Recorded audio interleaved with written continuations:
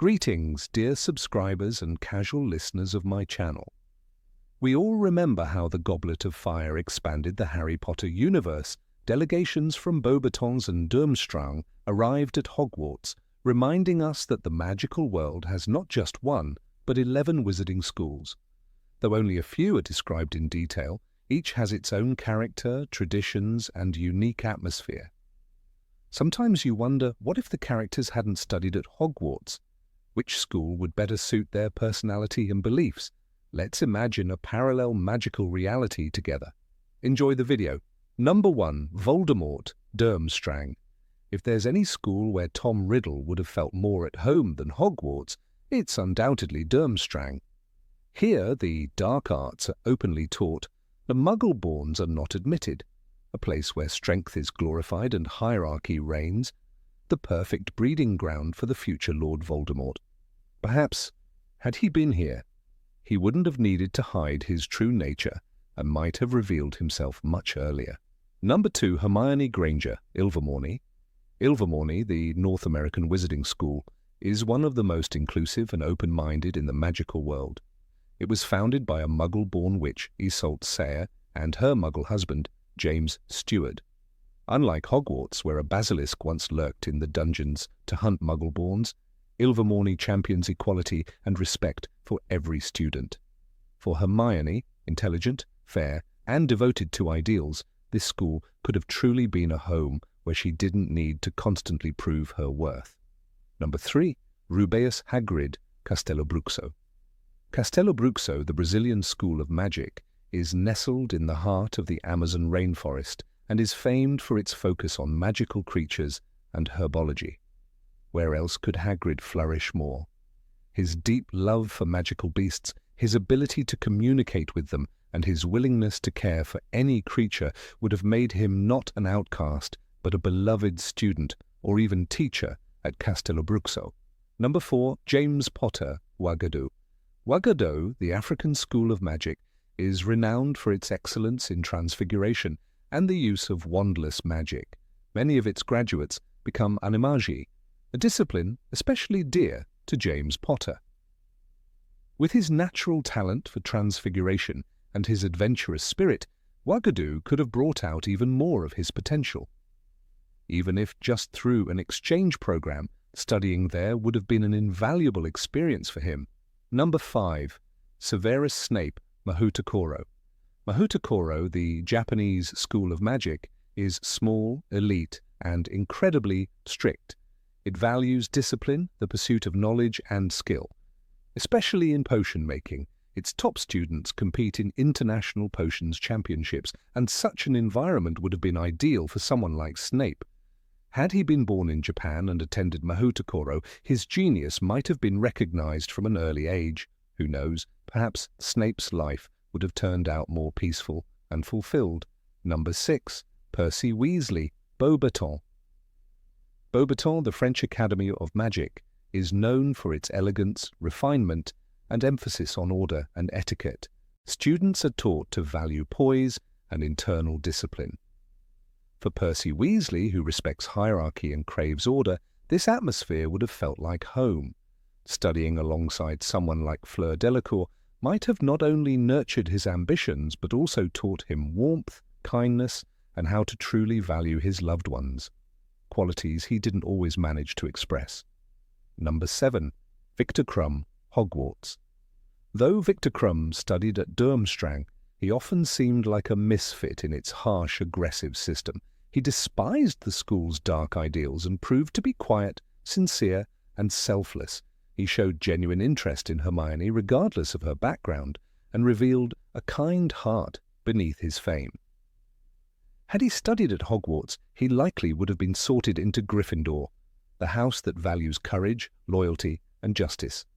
And there, he might have blossomed even more. Number 8. Luna Lovegood, Beauxbatons. Luna Lovegood wore radish earrings and believed in creatures no one else had seen. At Hogwarts they called her Loony. She wandered the corridors with a dreamy stare, clutching the Quibbler like scripture. But her courage was quiet, and her loyalty unshakable. "You're just as sane as I am," she told Harry once, smiling through the noise. At Beauxbatons, she wouldn't have had to defend her wonder. It would have been welcomed. Beauxbatons taught elegance, yes, but also grace of the mind. Its students learned charm not only in spells, but in thought. Luna, with her untamed imagination, would have thrived in classrooms that saw eccentricity as brilliance.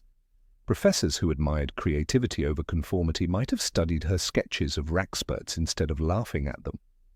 Fleur Delacour, proud and perceptive, might have taken Luna not as a joke, but as a kindred spirit. There, Luna would have spoken of nargles without rolled eyes. She would have danced alone under the stars and found others who didn't need proof to believe.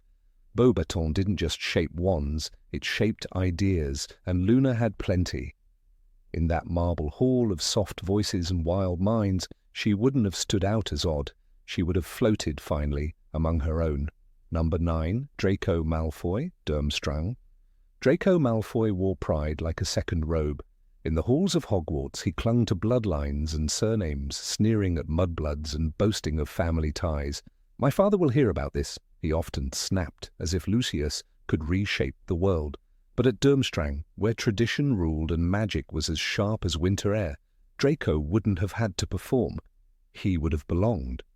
Surrounded by students who shared his values, lineage, legacy, control, he might have stopped pretending to be stronger than he was. Durmstrang's brutal discipline and focus on dark arts could have pushed him to examine power beyond names. Under the eye of Headmaster Igor Karkaroff or someone colder, he'd learned that strength isn't inherited, it's earned. Perhaps then he wouldn't have trembled with a wand in his hand when ordered to kill Dumbledore. When he stood on the astronomy tower, wand shaking, eyes wide, he was still a boy, not a killer, not a man.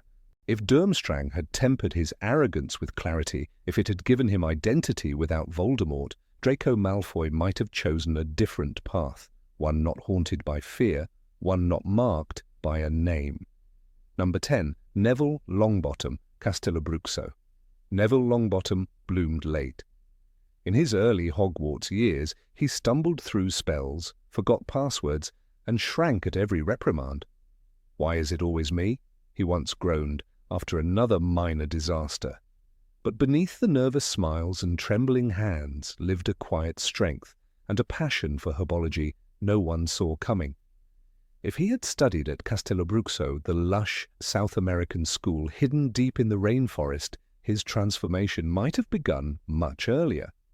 Castelobruxo was a haven for those who listened to the language of roots and rain. The school was known for its mastery in magizoology and magical botany. There, Neville's love for Mimbolus Mimbletonia and gillyweed wouldn't have been a quirky interest, it would have been his gift. Surrounded by enchanted plants, wild vines, and creatures that bit and bloomed, he could have thrived.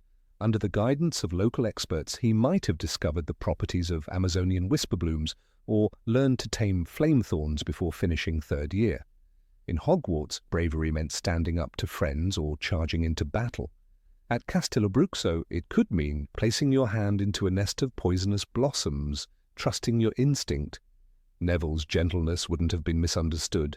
His quiet way with plants, his patience, his care, would have marked him as a prodigy. He became a hero at Hogwarts through war. At Castelobruxo, he might have become one through growth. Number 11, Fred and George Weasley, Ilvermorny. Fred and George Weasley never fit the Hogwarts mould. Their jokes lit up the Great Hall, but not every professor laughed. "I don't think we're going to need an OWL to own a joke shop," Fred once said, smirking as fireworks exploded behind him. They were brilliant, but in a system that prized conformity, their genius often got detention. If they'd been raised at Ilvermorny, they wouldn't just have been class clowns, they'd have been honoured as visionaries. Ilvermorny, rooted in the freedom of the North American spirit, praised individuality and invention. The Thunderbird House, known for its adventurers, would have welcomed their wild minds. There, creativity wasn't a distraction, it was a strength. Professors encouraged exploration. Imagine the twins testing skiving snack boxes in class and receiving extra credit for innovative application of charms and potions. Their shop, Weasley's Wizard Wheezes, might have opened years earlier, fully licensed, fully legendary. In Ilvermorny's sprawling forests and open classrooms, Fred and George would have been more than rebels. They would have been leaders, not running from Umbridge's rules, but teaching others how to question the system with humour and brilliance. Their magic was never just mischief, it was invention, and in a school that embraced that spirit, the twins would have been not only loved, but immortalized. Number 12, Bellatrix Lestrange, Durmstrang. Bellatrix Lestrange didn't just study magic, she devoured it. Wild, dangerous, brilliant. At Hogwarts, her obsession with the dark arts found no outlet. "The Dark Lord will rise again, sissy," she hissed, eyes burning, long after Azkaban had stolen her sanity. But if she had walked the cold stone halls of Durmstrang, her madness might have taken a different form. That school did not shun the shadows, it studied them. Durmstrang taught the dark arts openly, not to corrupt, but to understand. Gellert Grindelwald once studied there, mastering powerful spells that would later haunt the world. In that same environment, Bellatrix's fire would have been tempered by iron. Taught by masters like Harfang Munter or Igor Karkaroff, she might have been trained to channel her fury into precision. No blind loyalty, no wasted cruelty. She wouldn't have screamed for Voldemort, she would have led beside him. With structure, Bellatrix could have become more than a fanatic. She could have become a strategist, a general, not a pawn. Even in the chaos of war, she was formidable. "You dare speak his name with your unworthy lips," she spat at Harry, wand crackling. But at Durmstrang, her talent might have been sharpened into something colder, focused. Not love for the Dark Lord, but love for power itself. Number 13, Cho Chang, Mahoutokoro.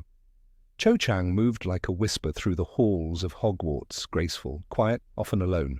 She smiled gently, carried her grief silently, and played Quidditch with stunning precision. But Hogwarts never gave her space to breathe. The spotlight found her only in moments of heartbreak, Cedric's death, Harry's awkward affection, the crushing weight of war. "I'm sorry," she said softly, eyes glassy with tears. "I didn't mean to hurt your feelings." Yet hurt lingered around her like mist. At Mahoutokoro, the ancient school on the volcanic island of Minami Iwo Jima, Cho might have found stillness. There, robes turned pink with excellence and white with honor. Her discipline would have been rewarded with brilliance. Her balance, both emotional and physical, would have made her a star. On the sweeping sky fields above the Pacific, Mahoutokoro's Quidditch teams soared in perfect synchrony. Cho's sharp eyes and swift reflexes belonged in those skies. At Hogwarts, she was a seeker. In Japan, she could have become legend. Mahoutokoro students lived by a code. Magic was not show, it was harmony. Cho, who never raised her voice, who grieved with dignity, would have thrived under the silence of sakura blossoms and whispered chants of wandless spells. There, the pain of Cedric's death might not have swallowed her.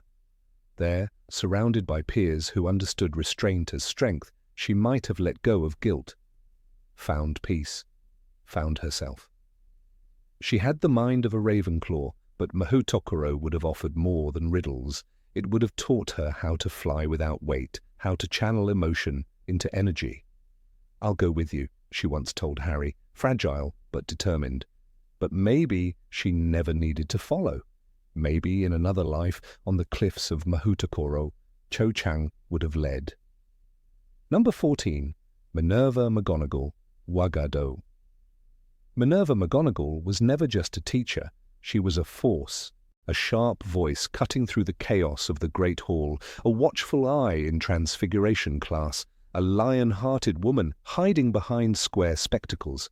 But imagine, for a moment, if her magic had been shaped not by the stone walls of Hogwarts, but under the wide skies of East Africa.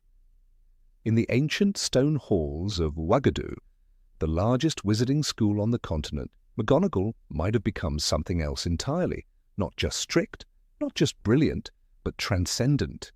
Uagadou teaches magic without wands. Spells are cast through hand gestures and deep connection with the natural world. Transfiguration, McGonagall's deepest talent, is one of its core disciplines. In Harry Potter and the Philosopher's Stone, McGonagall famously turns into a tabby cat, perched silently on a wall, waiting for Dumbledore. The cat seemed to be reading the map it was sitting next to. A simple trick for her. But in Uagadou, such magic is seen as sacred, bound to ancestral spirits and the rhythms of the land. There, animagi are not merely skilled wizards, they are revered. In Uagadou, students learn to listen to the world before they change it.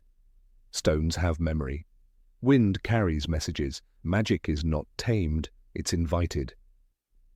McGonagall, with her sense of order and unshakable discipline, might have found this challenging at first. But perhaps it's exactly what she needed. Her deep respect for tradition and the old ways would have aligned with Uagadou's rituals and history, passed from one generation of African witches and wizards to the next.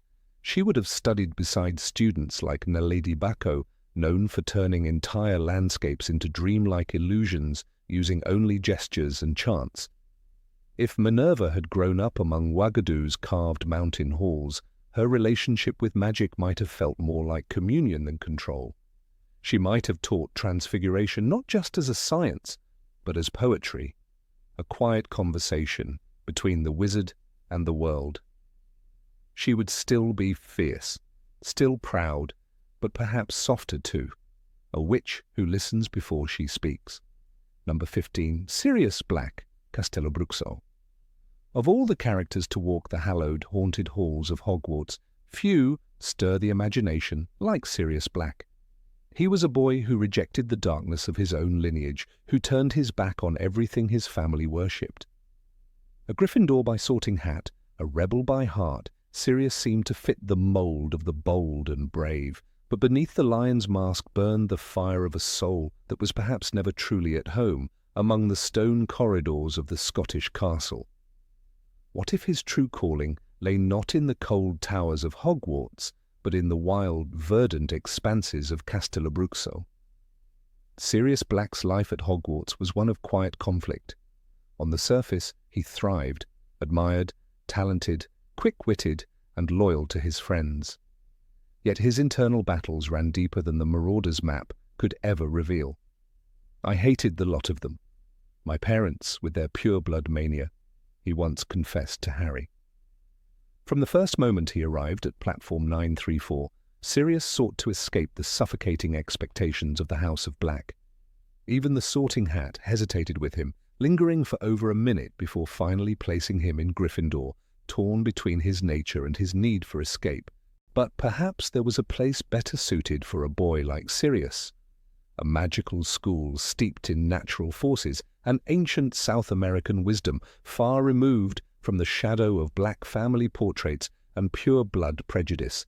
Castelobruxo, the hidden Brazilian school nestled deep within the Amazon rainforest, is more than a mere sanctuary for learning. It is a pulse of magic that flows directly from the wild heart of nature itself. Its architecture blends with the jungle, shrouded in mist and mystery, patrolled by the vigilant Kaipora, mischievous little spirits who protect the grounds.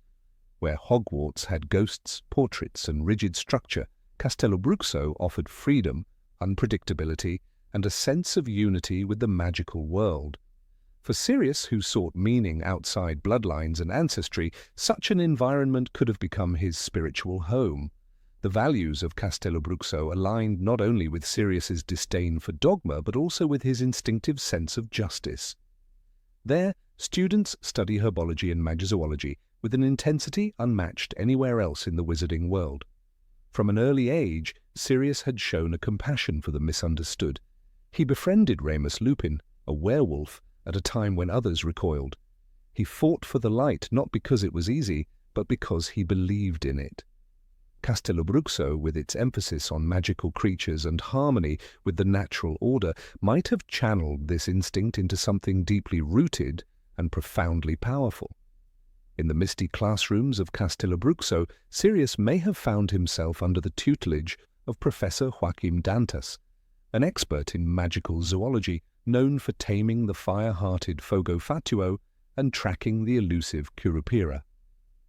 Instead of transfiguring rats into goblets, Sirius could have been learning to heal wounded Graphorns or calming tempestuous thunderbirds with a song. His deep sense of empathy, masked by a sarcastic exterior, would have blossomed among creatures that recognized intention more than appearance. Here, in these wild places, the wounds left by his upbringing may have begun to close. One can imagine Sirius, hair tangled from humidity, robes discarded in favor of dragon-hide gear, moving through the jungle with a pack of young witches and wizards on a mission to study the nesting grounds of Jararaca venenosa. He would not be hiding in shadows or passing notes under desks. He would be leading, not to dominate, but to protect. At Castelobruxo, the leadership he displayed within the Marauders might have taken on a new form, one not centered on pranks and rebellion, but on guardianship and preservation. Even his animagus form, the great black dog, seems more in tune with the Brazilian wilderness than the moors of Scotland. In the dense canopy, he might have roamed freely, his canine instincts perfectly attuned to the rhythms of the forest. The transformation that once symbolized secrecy and survival could have become an emblem of freedom and communion with the primal. Unlike the corridors of Azkaban, lined with despair, the paths of Castelobruxo were open, alive, and ever-changing, the perfect metaphor for the man Sirius longed to become. The tight constraints of Hogwarts' society often left Sirius in a state of dissonance. Despite his wit and daring, he was isolated. As the years passed, his mischief evolved into melancholy and his boldness into bitterness. He became a man who laughed too loudly to mask the pain, who clung to the past because the present was a prison. Had he walked a different path, one painted in the vibrant greens of the jungle instead of the cold greys of a stone castle, perhaps his spirit would not have been so fractured. It is worth noting that Castelobruxo's magical philosophy is rooted in the interconnectedness of life. The school teaches not only wand work and potions, but reverence for cycles, for decay and rebirth, for the wisdom of creatures who do not speak human tongues. Sirius, who never truly accepted the hierarchical structures of wizarding society, might have been inspired by this worldview. The Brazilian school does not produce bureaucrats. It cultivates wanderers, protectors, and shamans. Would a boy who once escaped his ancestral home on a flying motorbike not have found a calling among such company? This is not to say that Sirius lacked purpose at Hogwarts. His friendship with James Potter, his role in the creation of the Marauders map, and his unyielding loyalty in the face of war are legendary. But the tools given to him by the school were limited. Hogwarts never fully understood what to do with someone like Sirius, someone whose brilliance could not be moulded by detentions and house points. Castelobruxo, with its flexible disciplines and experiential learning, might have allowed him to redefine himself not in opposition to his past, but in harmony with something larger. Number 16, Peter Pettigrew, Mahoutokoro. There was always something pathetic about Peter Pettigrew. Not pathetic in the sense of someone to mock or ridicule, but someone to pity. In the hallowed halls of Hogwarts, surrounded by giants like James Potter, Sirius Black, and Remus Lupin, Peter was the fourth shadow in a trio of stars. The Marauders were legends in their own right, pranksters and rebels, charismatic and brilliant in ways that made professors despair and classmates admire. But Peter scurried behind them. Wormtail, they called him, and it fit more than just his animagus form. Even J.K. Rowling noted that he was a weak man who always gravitated towards stronger personalities. From the beginning, Peter wasn't evil. He wasn't born twisted like Tom Riddle or driven by ideology like Bellatrix Lestrange. He was simply afraid of being alone, of being weak, of being nothing. That fear became the soil in which betrayal could grow, and when it bloomed, it killed. Lily and James Potter died not because Peter hated them, but because he couldn't bear to be on the losing side. It is the tragedy of a man who wanted so badly to matter and chose the worst possible way to do so. But what if Peter had never attended Hogwarts?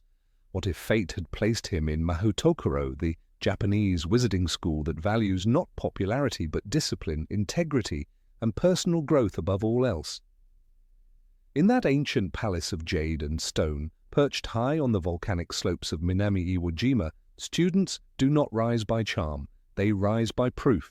Every wand flick, every piece of knowledge, every act of courage weaves colour into the enchanted fabric of their robes.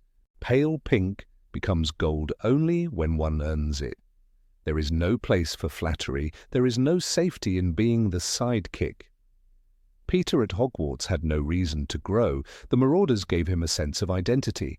Sirius Black once laughed, "Even Wormtail has his uses." That sentence, like a dagger made of words, was not meant to wound, but it did, because Peter believed it. He clung to the others for strength, and in return they made him feel necessary, like a mascot perhaps, but a part of something. And yet they never realized they were feeding the very insecurity that would later consume them all. At Mahoutokoro, Peter would have faced a different mirror. There, strength was not borrowed, it had to be earned. Students who relied on others without proving their own merit were left behind. He would have seen classmates rise as their robes changed from soft pink to vibrant gold, their skills and virtues worn like battle honors. In Mahoutokoro, to deceive, to cheat, or to betray is not just punished, it is excommunication. A robe turns white, marking the student as an outcast, and the name is stricken from all school records. The shame is total, irreversible. The pressure to behave honorably is not just a lesson, it is a life sentence. Could Peter have become someone different under that kind of scrutiny? Yes, perhaps, because Peter was not lacking in magical ability. He was an animagus, after all. That kind of transformation is no small feat. Becoming a rat may seem symbolic, but the truth is it required incredible precision and self-control. The ministry keeps strict records on legal animagi because the process is so dangerous. Peter mastered it in secret with only his 3 friends for guidance. That fact alone proves he had talent. What he lacked was the strength of will to use it well. In Mahoutokoro, surrounded by peers who demanded accountability and teachers who offered structure instead of indulgence, Peter might have been guided toward a stronger sense of self. The environment would have forced him to stand alone, not as a follower, but as a magician in his own right, and if he had faltered, the school would not have tolerated it. Mahoutokoro does not give second chances for cowardice. It does not excuse betrayal. Let us imagine him there, young Peter, with trembling hands but keen eyes, walking up the jade steps for the first time. The robe he receives is the faintest pink. Around him, others glow like the sunrise, but instead of feeling shame, he feels challenged. He must earn his colors. The shame is not in being weak, but in staying that way. He learns wand work under the stony glare of Professor Kobayashi, who trains students with the precision of a warrior. In dueling practice, Peter is knocked down more often than not. But in Mahoutokoro, failure is fuel. He rises each time. His classmates do not laugh. They respect the stubborn. And one day, when he deflects a hex cleanly for the first time, his robe shifts to a deeper pink. He touches the fabric in awe. This is not borrowed strength. This is his. In History of Magic, he hears the tale of Kanzaburo the Honorable, a student who turned down an offer from a dark wizard to join his cause at great personal risk. Peter listens, enraptured, as the story ends with Kanzaburo's words carved into a stone pillar outside the school. Better to die standing alone than live kneeling beside evil. These words echo in Peter's mind like a song he didn't know he needed. In the stillness of Mahoutokoro's meditation gardens, Peter begins to understand silence. In Hogwarts, silence meant invisibility. At Mahoutokoro, silence is a form of focus. He watches other students chant, center themselves, and discover the deeper channels of magic that do not come from anger or fear, but from clarity. Slowly, Peter learns to hear himself think. He is no longer Wormtail. He is simply Peter. And for once, that is enough. There are no marauders here, no James to defend him, no Sirius to protect him, no Remus to soothe his fears. There is only Peter and the robe that will tell the world what he is worth. It is both terrifying and liberating. He cannot pretend to be brave. He must become it. In his 5th year, his robe turns pale gold for the first time. He stands on the cliffs, wind tearing at his hair, and feels taller than he ever has. No one gave this to him. He earned it. Number 17, Narcissa Malfoy, Beauxbatons. There are characters in the Harry Potter universe who are so deeply woven into the tapestry of Hogwarts that it seems impossible to imagine them anywhere else. Yet sometimes, beneath the surface of what they became, lies the quiet suggestion of what they could have been, had the world been kinder, freer, or simply different. Narcissa Malfoy is one of those characters. Known to readers as a woman of icy beauty, unwavering loyalty to her family, and steely composure even in the darkest times, Narcissa's years at Hogwarts shaped her into the perfect Slytherin matron. But in another life, beyond the stone corridors of the British magical institution, one might wonder, what if she had studied not at Hogwarts, but at Beauxbatons Academy of Magic? Beauxbatons, the famed French school of witchcraft, is steeped in a different sort of tradition, no less ancient, but shaped by refinement rather than ambition. Its marble halls echo with languages of art, music, grace, and discipline. There, magic is not shouted but sung, not hurled but sculpted.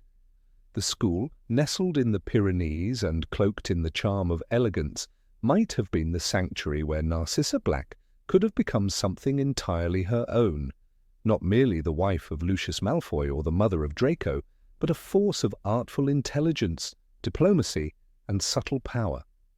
At Hogwarts, Narcissa walked the expected path for a pure-blood daughter of the House of Black.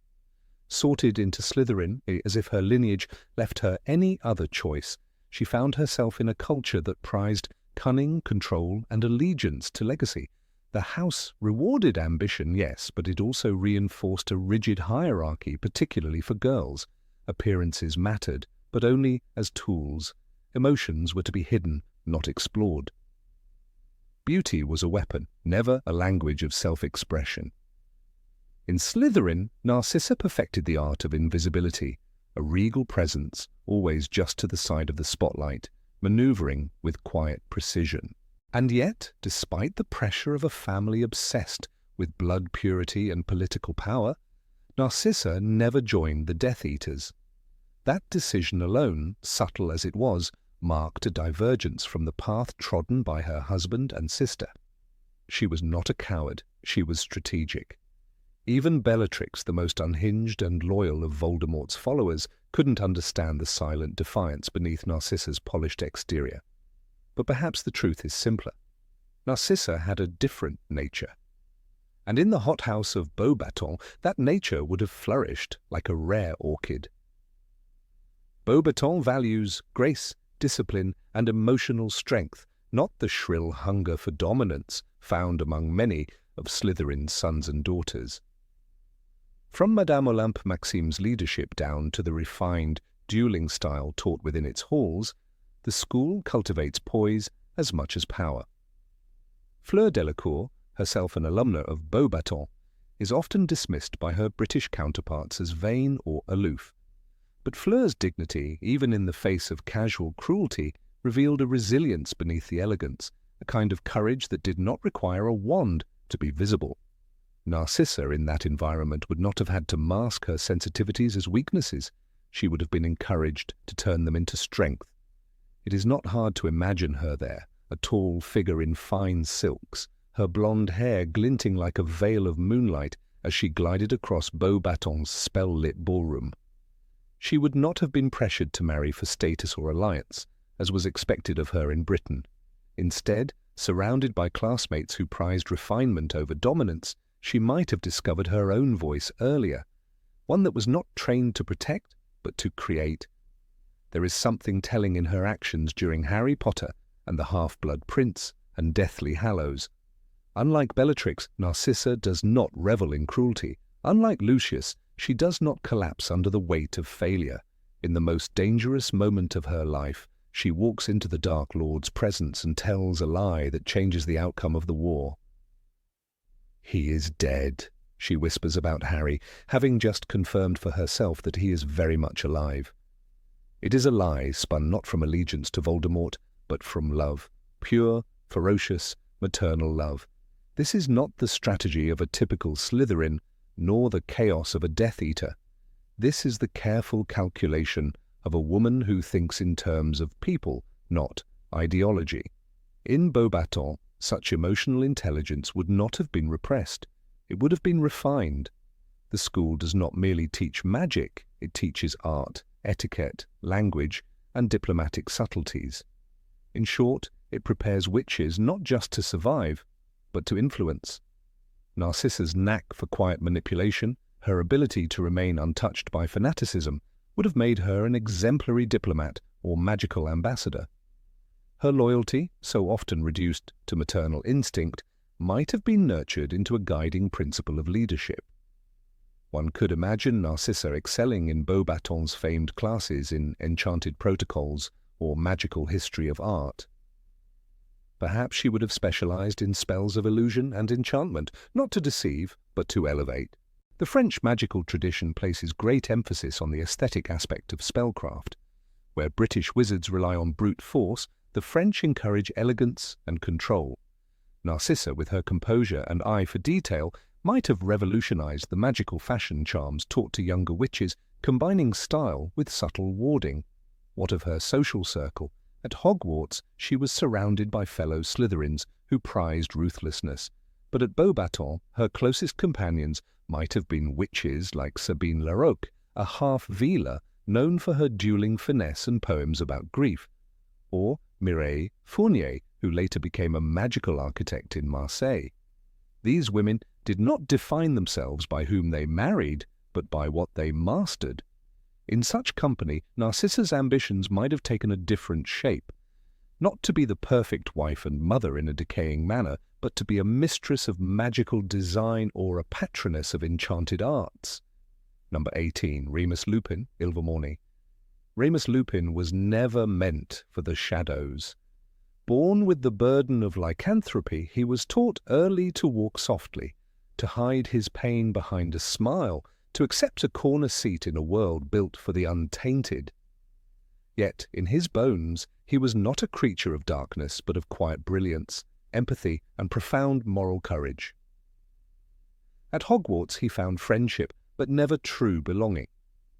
His affliction marked him as other, despite his intellect and grace.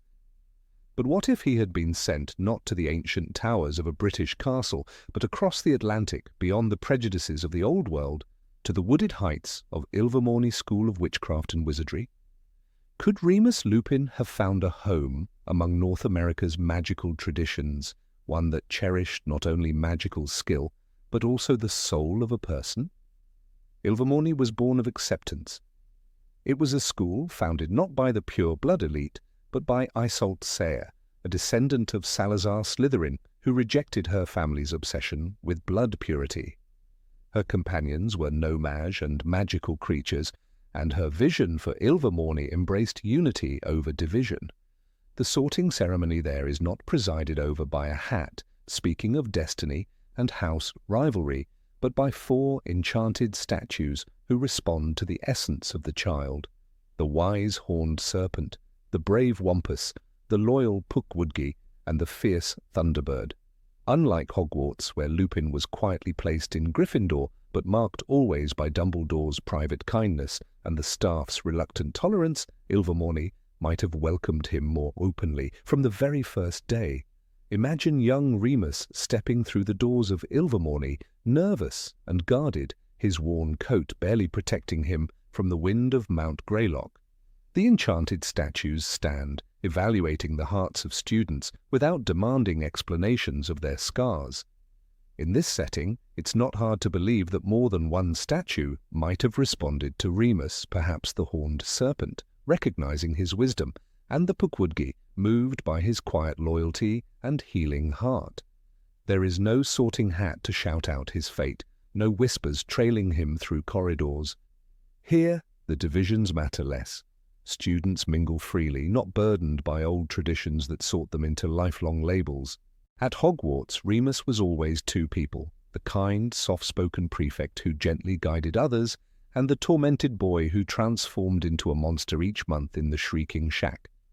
His friends, James, Sirius, and Peter, became animagi to help him bear the pain. It was an act of profound friendship, but also a secret pact born of necessity.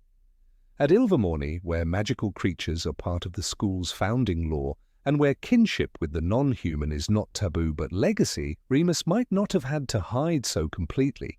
He could have spoken of his condition openly, perhaps even been protected by teachers who were trained not merely to tolerate difference, but to embrace it.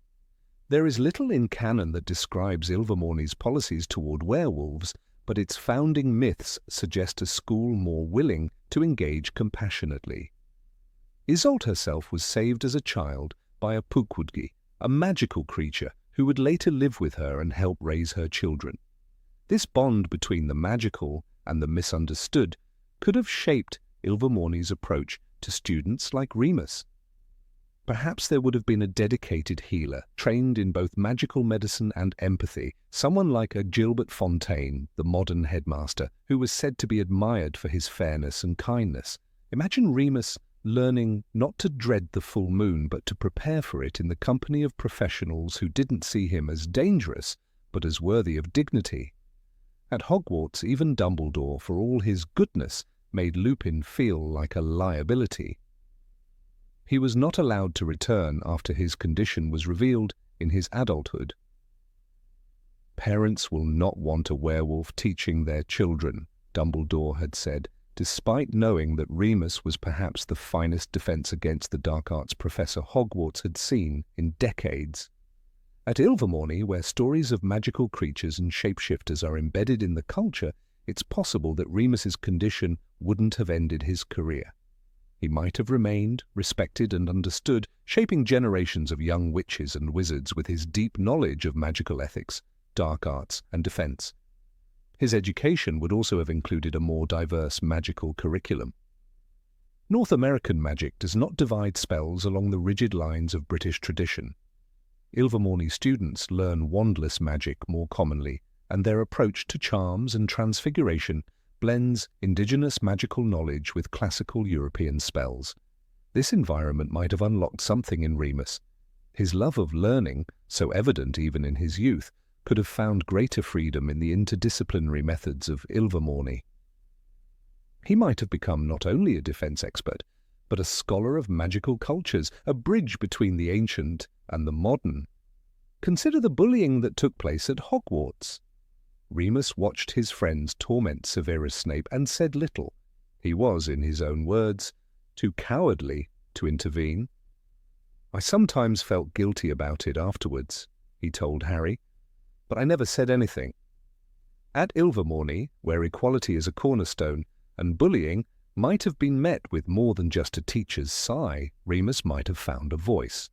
In a community that embraced diversity, he may not have felt so powerless to act. Instead of being the quiet observer torn between shame and survival, he might have learned to speak up, developing not only as a student, but as a leader. His friendships might have looked different too. Though James and Sirius gave him loyalty, their recklessness often placed him in difficult positions. Perhaps at Ilvermorny he would have befriended someone like Seraphina Picquery, the brilliant and composed future MACUSA president, known for her strategic thinking and sharp intellect. Or perhaps he would have been drawn to those who, like him, walked the margins with quiet strength, students of mixed heritage, or those descended from magical beings. His circle may have been less dazzling, but more stabilizing. In Britain, the stigma of being a werewolf shaped Remus's entire adult life. He lived in poverty, taking odd jobs and avoiding attention. Even within the Order of the Phoenix, he often stood back. At one point, he told Harry, "I am not a hero." But that wasn't the truth. He died a hero. Yet if he had grown in a space like Ilvermorny, where shame was not the currency of identity, perhaps he wouldn't have doubted his own worth so deeply. Perhaps he would have embraced leadership earlier, become not a reluctant soldier, but a confident protector. There is power in culture, and Ilvermorny's cultural message is different. Hogwarts thrives on legacy and houses, while Ilvermorny thrives on community. Even the school's location, hidden in the Massachusetts wilderness, evokes a connection to nature and magical beings, not power and prestige. In such a place, Remus might have developed a healthier relationship with his transformations. The school grounds might have included sacred spaces not for hiding, but for transformation, enchanted clearings, magical wards, supportive rituals that made the full moon not a terror, but a rite of resilience. Even his love life might have been less tragic. At Hogwarts he loved from the shadows. His relationship with Tonks was beautiful but laced with guilt. "I am too old for you, too poor, and too dangerous," he told her. What if, at Ilvermorny, he had learned early that love is not earned by perfection, but by presence? He might have loved more freely, more fully, and without shame. Tonks might still have found him, or perhaps someone else, but the relationship would not have had to be shaped by fear of unworthiness. The magical world is full of places that elevate some and exclude others. Remus Lupin, for all his wisdom, was moulded by systems that constantly reminded him of his brokenness.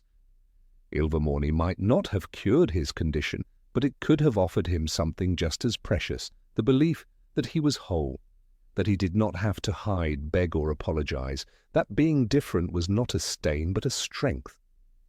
When Harry looked at Remus, he saw a mentor. "You're the best defense against the dark arts teacher we've ever had," he told him in his 3rd year. But Remus never believed it fully. That internal struggle, between brilliance and self-doubt, haunted him.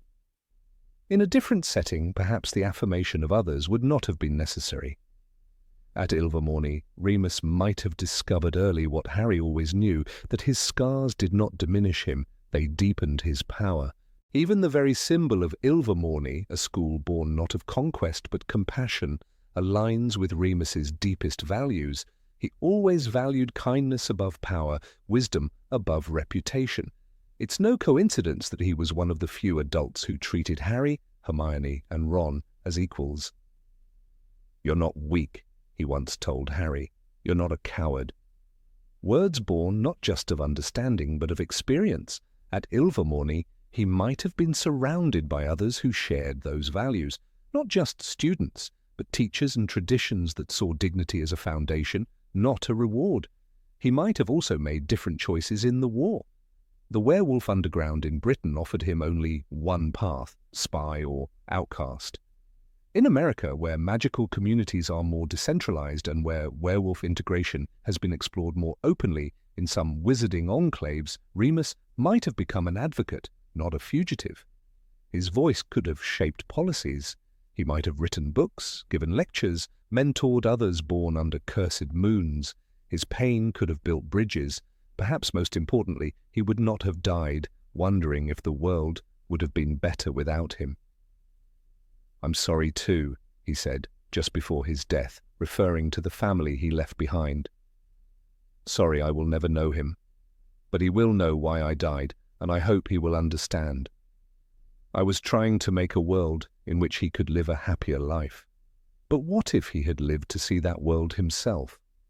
In the forests of Mount Greylock, amid the songs of thunderbird wings and the wisdom of horned serpent dreams, Remus Lupin could have thrived, not just survived. He was always meant to be a healer, a mentor, a wise man beneath the wolf's shadow. At Ilvermorny, that shadow might have been embraced, and he might have become the man he was always destined to be. Free, whole, and unafraid. Number 19, Nymphadora Tonks, Uagadou. Nymphadora Tonks never walked through life quietly. She tripped, stumbled, and crashed into every moment with a grin that defied convention. Her hair, ever shifting, reflected her mood more faithfully than words ever could. Pink when she was amused, blue when contemplative, flaming orange in a duel. It wasn't merely a cosmetic trick. It was Tonks, fully and entirely. And yet, for all her brilliance and raw talent, the question lingers, Was Hogwarts truly the school that allowed her to blossom to her full potential? Hogwarts shaped her, of course. She belonged to Hufflepuff, the house of loyalty, hard work, and quiet strength. Professor Sprout once said Tonks had more heart than balance, a sentiment proven true daily by Tonks's tendency to knock over suits of armor or send her books flying. Despite this, she became a formidable aura, trained under Mad-Eye Moody himself. But beneath the surface, beneath the laugh and clumsy step, there lived a magic deeper and wilder than what most Hogwarts professors were equipped to guide. Her metamorph magus gift, rare and powerful, remained a personal oddity rather than a structured subject. At Hogwarts it was a curiosity, at Uagadou it might have been destiny. Uagadou, the African wizarding school hidden in the mountains of the moon, had little use for wands. Their students channeled magic through their bodies, their minds, and their spirit. The absence of a wand didn't lessen the spell, it amplified the connection. A transfiguration. There wasn't just a change of shape, it was a rebalancing of the soul. For Tonks, whose very existence was tied to the fluidity of form, such an education would have been revelatory. She was born for magic that flowed without boundaries. And at Uagadou, boundaries were not merely removed, they were never drawn in the first place. Imagine her first day at Uagadou. A group of young witches and wizards sitting in the open air under the glow of the moon, listening to a master conjurer speak not of charms and hexes, but of the wind's rhythm and the heartbeat of the earth. Tonks would have thrived in that space, where nature wasn't a subject, but a teacher. Her gifts would no longer be a party trick used to amuse classmates. Instead, they would be honored, nurtured, and studied. A metamorph magus in Uagadou wouldn't just change their hair or nose, they would learn what it meant to shift spirit. There's something sacred in the way Uagadou views magical identity. Its spells are written in the stars, its traditions pass through dream messengers who appear in sleep. One cannot fake aptitude, one must be ready. And Tonks, for all her cheer, carried intensity in her core. We see it in her commitment to the Order of the Phoenix, in the way she faced death to protect others. The same girl who wore bubblegum pink hair to a battle also refused to stand by when injustice loomed. This balance of light and gravity might have been drawn out more fully in Uagadou's philosophical approach to magic. Consider the training she received in Britain. Rigid, practical, focused on defense, structure, and memorization.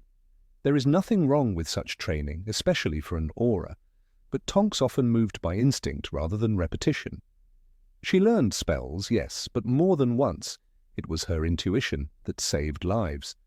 Uagadou, with its emphasis on internal strength and magical rhythm, would have given that intuition a formal space to grow. She might not have only mastered defensive spells, she could have created her own. Her ability to transform was innate, but control was another matter. There were times her hair shifted without her consent, reflecting sadness or love. Lupin once noticed that her hair remained mousy brown when her heart was heavy. In Uagadou, where control of one's inner self was essential to casting spells, Tonks might have learned to center herself emotionally as part of magical growth. It wouldn't have been viewed as a failure of discipline, but a lesson in the bond between heart and power. This depth of training might have helped her explore what being a metamorph magus truly meant. In Hogwarts, she studied transfiguration under Professor McGonagall, one of the finest instructors in the world. Yet even McGonagall's teachings were bound by textbooks and exams. At Uagadou, transformation was a sacred act, taught through dance, meditation, and connection with ancestral magic. A young Tonks, learning not just how to shift form, but why form matters, would have found profound understanding. Instead of learning how to become a beetle, she would have learned when and why to become the beetle. Her love for humor, for the absurd, would not have been lost in that environment. Uagadou honors laughter, play, and paradox. Its teachings often come through riddles, stories, and metaphors.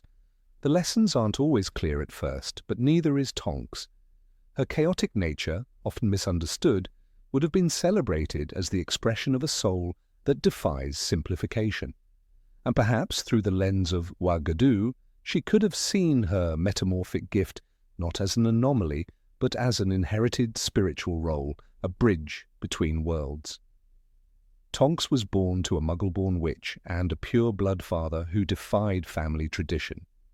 Her very bloodline was rebellion, her body a living symbol of magical diversity. Uagadou, which teaches acceptance and reverence for all walks of magic, would have given her roots. Not in heritage, but in purpose.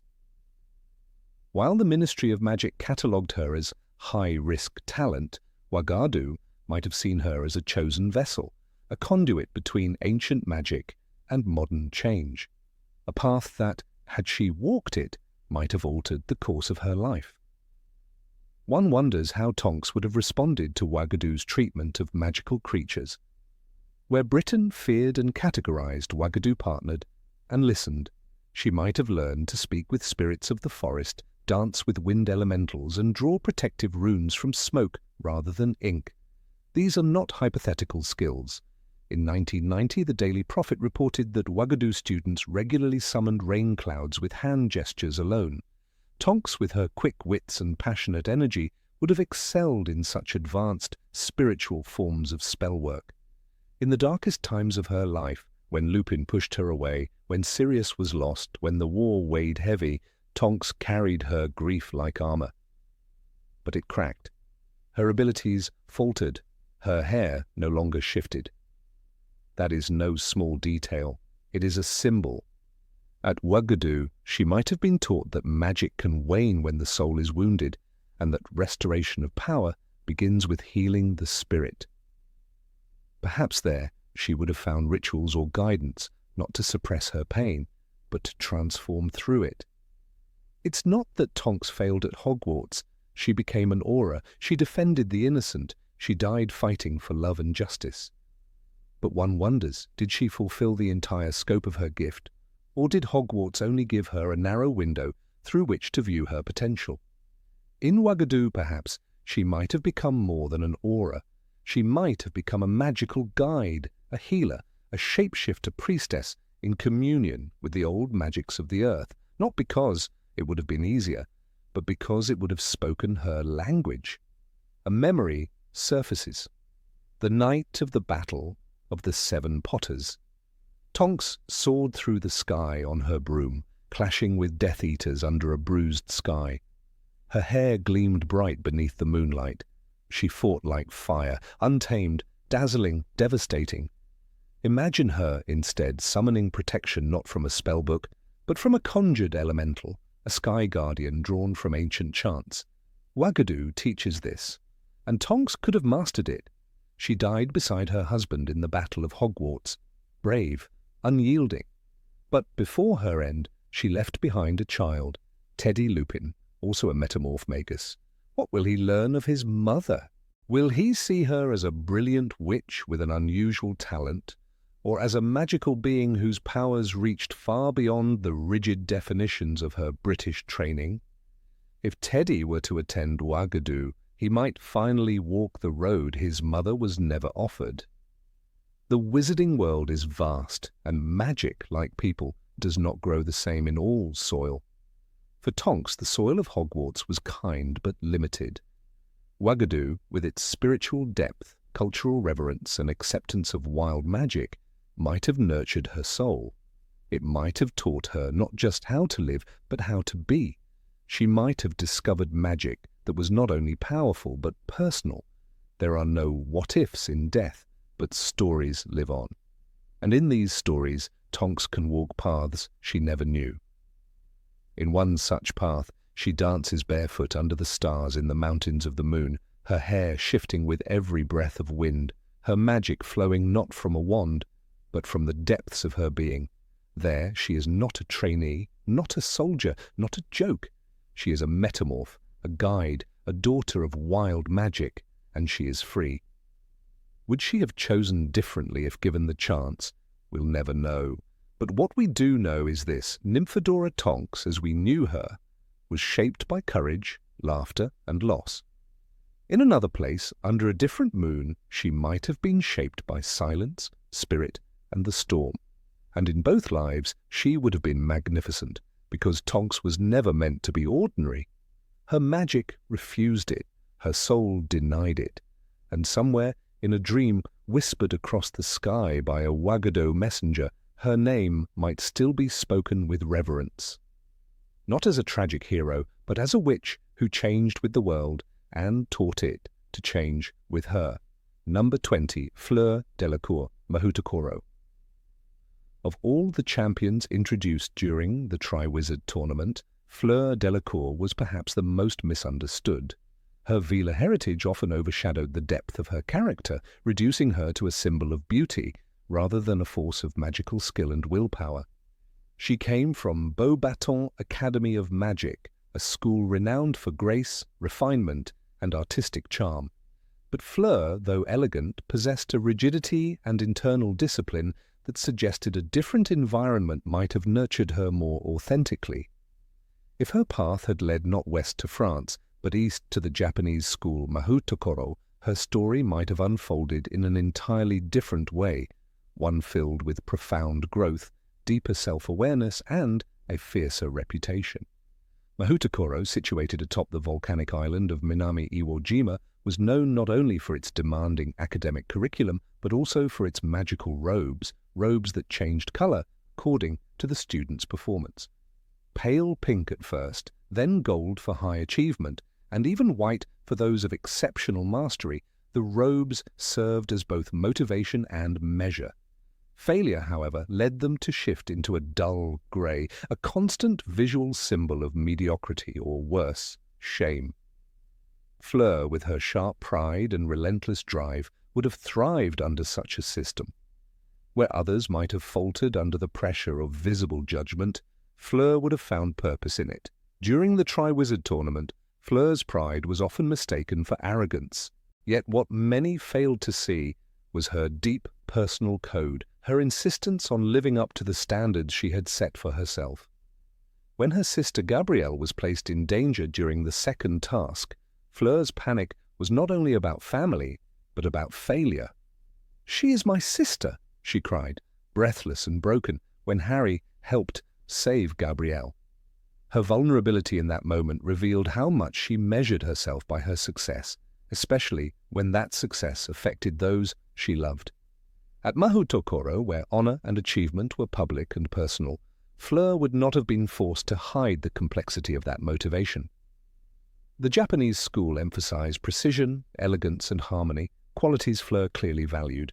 Her spell work was often described as graceful, but it was more than that. It was practiced, refined, and performed with an exactness that betrayed hours of devotion. Fleur did not believe in shortcuts. She trained not to impress others, but to conquer her own limitations. While others at Beauxbatons may have been content with aesthetic excellence, Fleur yearned for something more lasting, the unshakable foundation of personal mastery. This mirrored the Mahoutokoro philosophy more closely than anyone might guess. Mahoutokoro also placed high value on loyalty to one's heritage, on reverence for magical tradition, and on the continuous pursuit of perfection. Fleur, proud of her part Veela ancestry, never shied away from acknowledging who she was. She embraced her lineage not as a tool for manipulation, but as a badge of identity.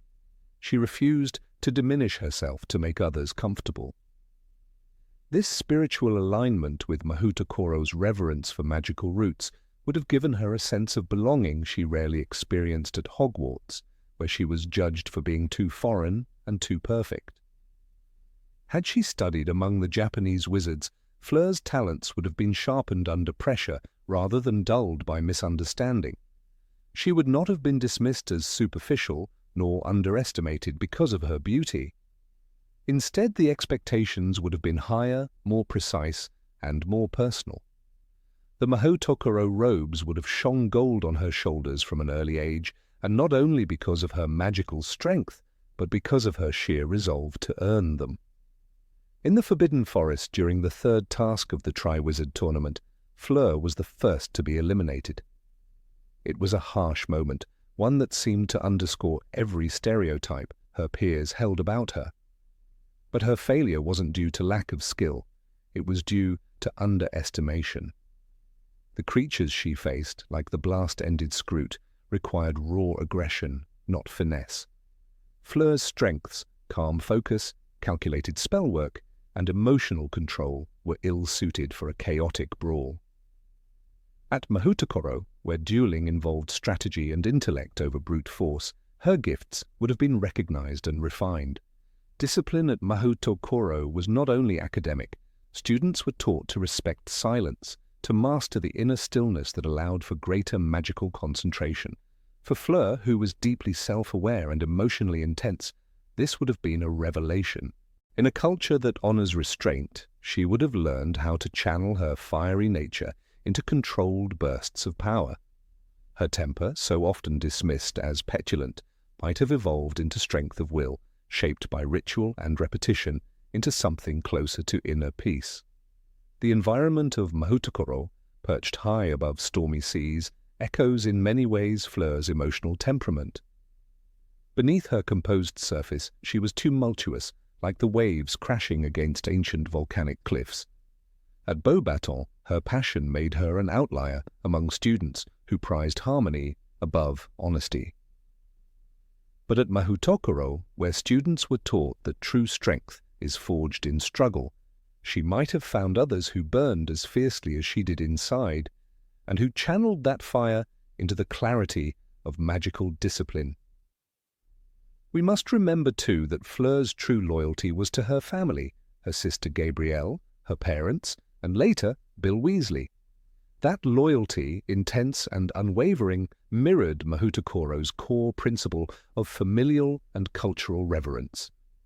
In one version of her life, Fleur's values might have remained misunderstood and dismissed, but at Mahoutokoro they would have been honored and nurtured, even celebrated. Her pride would not be considered arrogance, but dignity. Her competitiveness, not vanity, but ambition. Fleur once told Harry, "I do not need help from a boy." Her insistence wasn't arrogance, it was desperation, to be taken seriously. Too often others helped her without asking, assuming she could not manage alone. In Mahoutokoro, where students strove constantly to exceed expectations and where failure had visible consequences, Fleur would have found the kind of challenge she craved. There, help was earned or asked for. It was not imposed out of pity. The structure of such a place would have given Fleur not only growth, but respect. Her marriage to Bill Weasley revealed a maturity many had failed to recognize in her.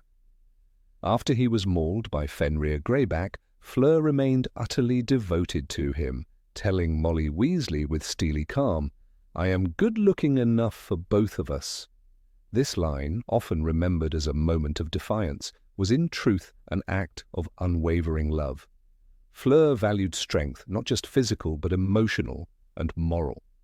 At Mahoutokoro, where magic is as much about spiritual balance as technical skill, she would have learned to see that same strength in herself much earlier. In dueling, Mahoutokoro students were taught to analyze before they struck, to find their opponent's rhythm and dismantle it. Fleur, who struggled in the Triwizard Maze not because she was weak, but because she was overpowered by brute force, would have flourished in such a system. She did not lack power, she lacked an arena that recognized and rewarded her methodical mind. Her failure was structural, not personal, and in the quiet halls of Mahoutokoro, surrounded by scholars who prized strategy over spectacle, she would have reigned. The magical history classes at Mahoutokoro focused on global traditions, interweaving magic with philosophy, cultural reverence, and intellectual legacy. For someone like Fleur, who had a natural curiosity and pride in her heritage, these lessons would have expanded her perspective. She would not have felt the need to constantly defend her background, but could instead explore it with others who held the same respect for legacy. It might have even deepened her understanding of her Vila ancestry, something she had long struggled to reconcile with how others viewed her.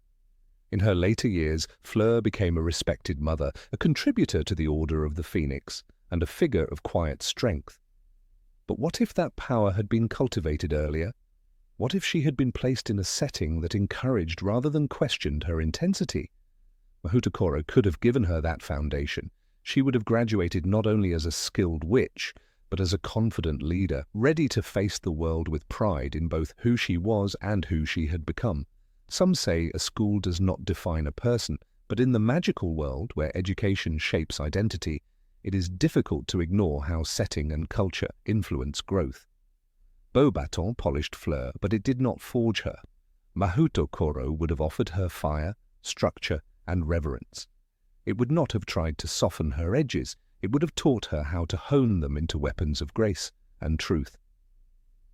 In that alternate universe where Fleur Delacour climbed the volcanic steps of Mahoutokoro each day, wrapped in a robe of glowing gold, she might have been known not as the pretty contestant who failed to finish the maze, but as a scholar-warrior, a paragon of magical balance. The world might not have changed, but Fleur's place in it surely would have. Number 21, Albus Dumbledore, Beauxbatons. Of all the figures to emerge from the hallowed halls of Hogwarts, Albus Percival Wulfric. Brian Dumbledore remains one of its most revered, complex, and enigmatically brilliant.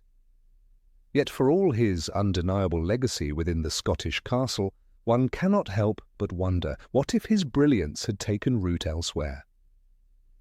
What if Dumbledore had attended Beauxbatons Academy of Magic, nestled in the Pyrenees, surrounded by the soft perfume of enchanted rose gardens, and illuminated by the crystalline clarity of French magical philosophy? In many ways, Beauxbatons may have better mirrored the depths of Dumbledore's inner world than Hogwarts ever did. Born in the sleepy village of Mold-on-the-Wold, young Albus was far removed from the elegance of continental wizardry, but the early flashes of his genius, his longing for beauty and greater meaning, aligned uncannily with Beauxbatons' ideals. This was a school that prized magical artistry, poetic thought, and intellectual refinement, principles that would shape Dumbledore's entire life. While Hogwarts valued courage, loyalty, cleverness, and ambition in separate quarters, Beauxbatons pursued a harmonious blend of grace, mind, and mysticism. Dumbledore was a man of paradoxes, and Beauxbatons would have offered him a canvas vast enough to paint them all upon. His time at Hogwarts, especially as a student, was marred by tragedy and isolation. The death of his sister Ariana and the imprisonment of his father turned Albus inward. At Beauxbatons, perhaps the emphasis on emotional equilibrium and the arts of healing, both magical and philosophical, might have softened the wounds he carried so silently. The institution is known not only for wand work, but for cultivating introspection. Among students trained to understand the soul's architecture as much as spellcraft, young Dumbledore might have found earlier peace.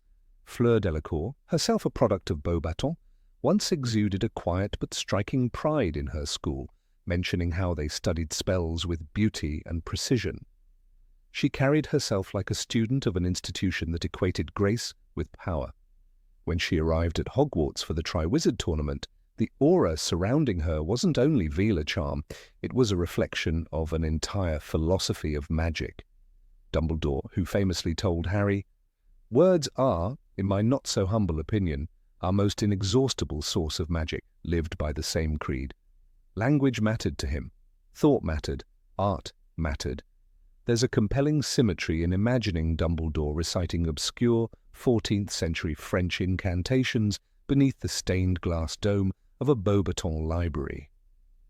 While Hogwarts embraced him, it also restricted him, boxing him into the identity of a Gryffindor, when in truth his nature transcended houses. He possessed the bravery of a lion, yes, but also the intellect of a Ravenclaw, the discipline of a Slytherin, and even the steadfast kindness of a Hufflepuff. Beauxbatons, which prizes synthesis over separation, might have provided the unified identity he lacked at Hogwarts. The teachings of Olympe Maxime, one of Beauxbatons' most memorable headmistresses, embodied a blend of strength and refinement that Dumbledore might have found deeply inspiring. Her diplomacy, dignity, and refusal to let her half-giant heritage define her align with Dumbledore's own rejection of the dark, deterministic legacies that threatened to follow him. Both stood for something higher, something imagined. They believed in elevating the soul through thought, compassion, and subtlety, not brute force. Dumbledore's relationship with Grindelwald is another crucial thread in this alternate tapestry. Their shared vision, for the greater good, was steeped in philosophical ambition. It wasn't simple domination they sought, it was the reimagining of magical society, however flawed that vision turned out to be. One wonders, had Dumbledore been trained in the more introspective, ethically rigorous environment of Beauxbatons, might he have better resisted the allure of Grindelwald's rhetoric? Or, conversely, might they both have studied there, their ideas evolving in tandem within the marble halls of an academy designed to question everything? In The Tales of Beedle the Bard, Dumbledore's commentary reveals a man preoccupied with moral nuance. He dissected the tale of the three brothers with philosophical precision, writing, "Does the wise man seek to avoid death, or to accept that he must go with him?" This is not the question of a typical Hogwarts student. It's a question of ontology, of ethics, of metaphysical acceptance, all themes deeply rooted in Beauxbatons' curriculum, where wizards are expected to confront not just external challenges, but internal contradictions. In his study at Hogwarts, Dumbledore surrounded himself with delicate instruments of mysterious origin, spinning gently and whispering in tones too faint for most to hear. These weren't tools of war or standard pedagogy, they were the magical equivalent of philosophical treatises, alchemical musings, and psychic lenses, things far more common perhaps in the salons of Beauxbatons than the stone corridors of a British boarding school. His office resembled a sanctuary for magical thought, not a strategic hub for school administration. When he spoke to Harry in The Half-Blood Prince, there was often a theatrical rhythm in his delivery, a poetic cadence that veered into soliloquy. It is the unknown we fear when we look upon death and darkness, nothing more. These were not mere lessons, they were oracles. In Beauxbatons, where performance and intellect are fused in magical training, Dumbledore's tendency toward the profound would not only have been embraced, it would have been trained, honed, elevated. His affection for chamber music, his penchant for lemon drops, his flamboyant robes, all small but meaningful details, hint at a man drawn to elegance, whimsy, and depth. At Hogwarts, these quirks often stood in contrast to the grim, pragmatic tones of wizarding Britain. But in the warmth of Beauxbatons' candle-lit halls, such eccentricities would have been seen as signatures of genius, not oddities to be forgiven. Even Dumbledore's complicated approach to power seems to echo Beauxbatons' distaste for brute magical dominance. When Minister Fudge offered him the post of Minister for Magic, Dumbledore refused, saying, "I do not seek power, I simply do not have the aptitude for it." This wasn't false humility, it was the credo of a man trained to believe that wisdom should never be equated with control. Such teachings run deep in the continental traditions of magical education, especially those of France. Consider, too, his ultimate design for defeating Voldemort, not through a single stroke of might, but through an intricate dance of fate, sacrifice, and the reluctant growth of a chosen boy. Dumbledore played a symphony of destinies, trusting that truth, when whispered gently, would one day echo louder than screams. That kind of strategic patience and spiritual trust aligns closely with the education Beauxbatons offers, a slow brewing of wisdom rather than a race toward authority. While many at Hogwarts, like Minerva McGonagall, operated in structured, rule-based paradigms, Dumbledore thrived in ambiguity. His decisions, allowing Harry to face Voldemort, concealing truths, manipulating timelines, were not always noble in appearance, but they revealed a mind thinking in layers, forever caught between duty and destiny. That duality may have found more clarity among Beauxbatons' philosophers, who teach that the heart and the wand must move as one. His fashion, too, merits mention. Dumbledore's robes were often described in dazzling detail, embroidered with moons, stars, or swirls of colour. While Hogwarts tolerated his wardrobe, Beauxbatons would have celebrated it. In a place where magic and presentation go hand in hand, where grace is not a luxury but a necessity, Dumbledore's visual language would not have needed justification. It would have been admired as a form of magical art. Even his eventual death, planned, deliberate, and carried out with layers of tragic wisdom, reflects the Beauxbatons way of embracing beauty in sacrifice. He met his end not with panic or desperation, but with orchestration. "Severus, please," he whispered, and those words became a symbol of trust, necessity, and the unbearable burden of foresight.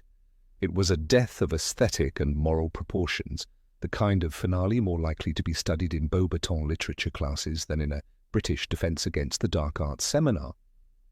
Beauxbatons alumni are known not merely for spell work, but for legacy. Artists, thinkers, and inventors whose influence lingers in the subtle transformation of magical culture. Dumbledore, though raised and shaped by Hogwarts, ultimately lived in the world as a Beauxbatons graduate might, changing minds, rewriting truths, and imbuing every action with a sense of elegant purpose. He fought not only dark wizards, but dark ideas. He battled not only enemies, but inner ghosts. His life was a ballet of magical philosophy. To imagine Dumbledore beneath the soaring glass arches of Beauxbatons is not to rob Hogwarts of its hero. Rather, it is to acknowledge that greatness often blooms regardless of soil, but some gardens allow it to flourish in colours previously unknown. Dumbledore was never only the headmaster of Hogwarts. He was the quiet architect of magical conscience, and perhaps, in a world only slightly different from our own, his education at Beauxbatons would have made that architecture even more exquisite. Number 22. Horace Slughorn, Beauxbatons. When Horace Slughorn returned to Hogwarts in Harry Potter and the Half-Blood Prince, he brought with him not just his knowledge of potions, but a lingering scent of candied pineapple, expensive cologne, and a longing for the golden days of magical society. There was something about Slughorn that didn't quite blend with the rugged, stone-walled austerity of Hogwarts. Despite being a Slytherin, he lacked the cold ambition of Snape or the sinister charm of Voldemort. His world was softer, silkier, more champagne than fire whiskey. It is no stretch to imagine that the opulent halls of Beauxbatons Academy of Magic, nestled in the French Pyrenees, might have suited him better.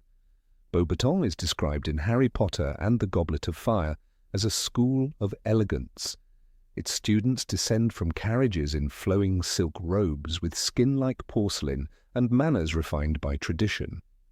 Fleur Delacour, its most famous representative in the series, is the embodiment of grace and poise.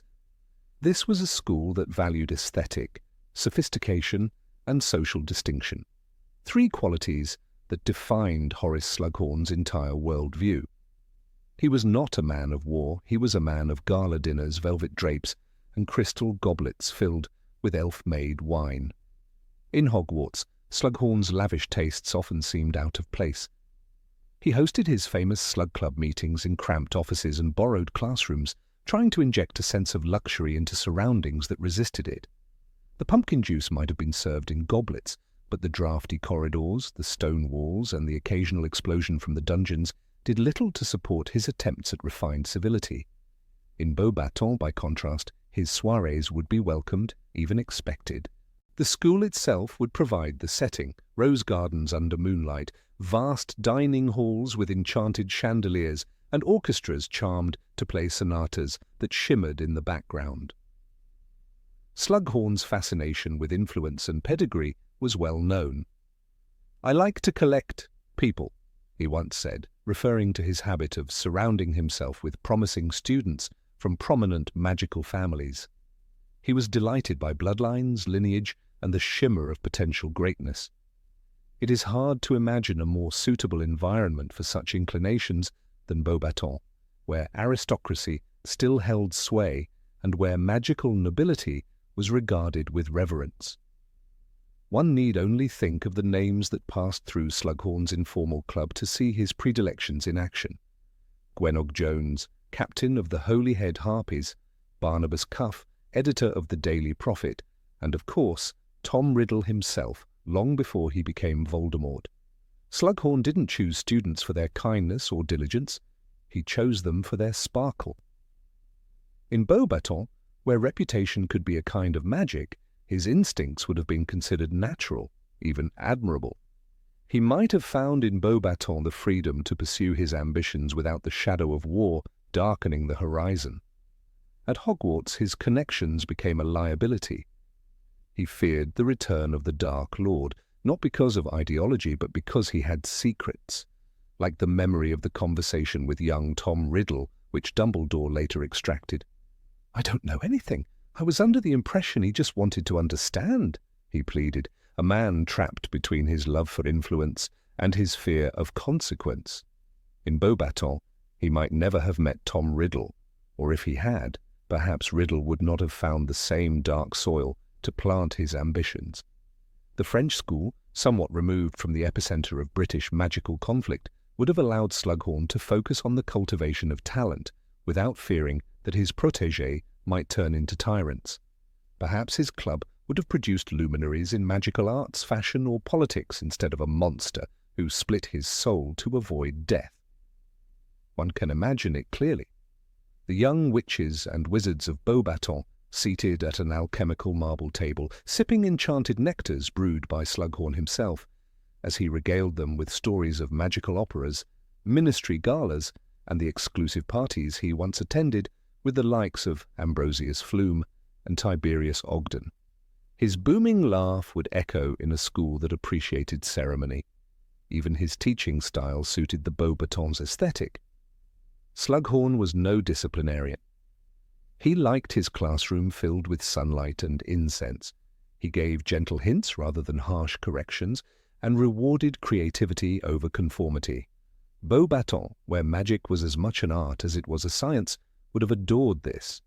His love of rare ingredients, exotic concoctions, and subtle magical theory made him the perfect mentor for the poetic precision valued by the French institution. In his heart, Slughorn was not a fighter. During the Battle of Hogwarts, he returned, yes, bravely, but he fought more out of duty than conviction. His was a soul better suited to diplomacy than duels. Had he lived at Beauxbatons, his contributions to the magical world might have come in the form of international relations, educational reforms, or the foundation of elite magical societies. He would not have hidden in Muggle cottages, fearing the knock of Death Eaters. More than once, Slughorn's longing for the old ways shone through his words. He waxed nostalgic about former ministers, about times when magical society had order, class, and rhythm. Beauxbatons, steeped in tradition, might have preserved for him the world he yearned for. At Hogwarts, the rise of modern values and the rebellious energy of younger generations clashed with his worldview. The twin mischiefs of Fred and George, the rough candour of Molly Weasley, none of these would have belonged in his drawing room. Imagine, then, the Slug Club, but under the stars in Beauxbatons' garden. Goblets float gracefully to guests. Musicians play invisible harps.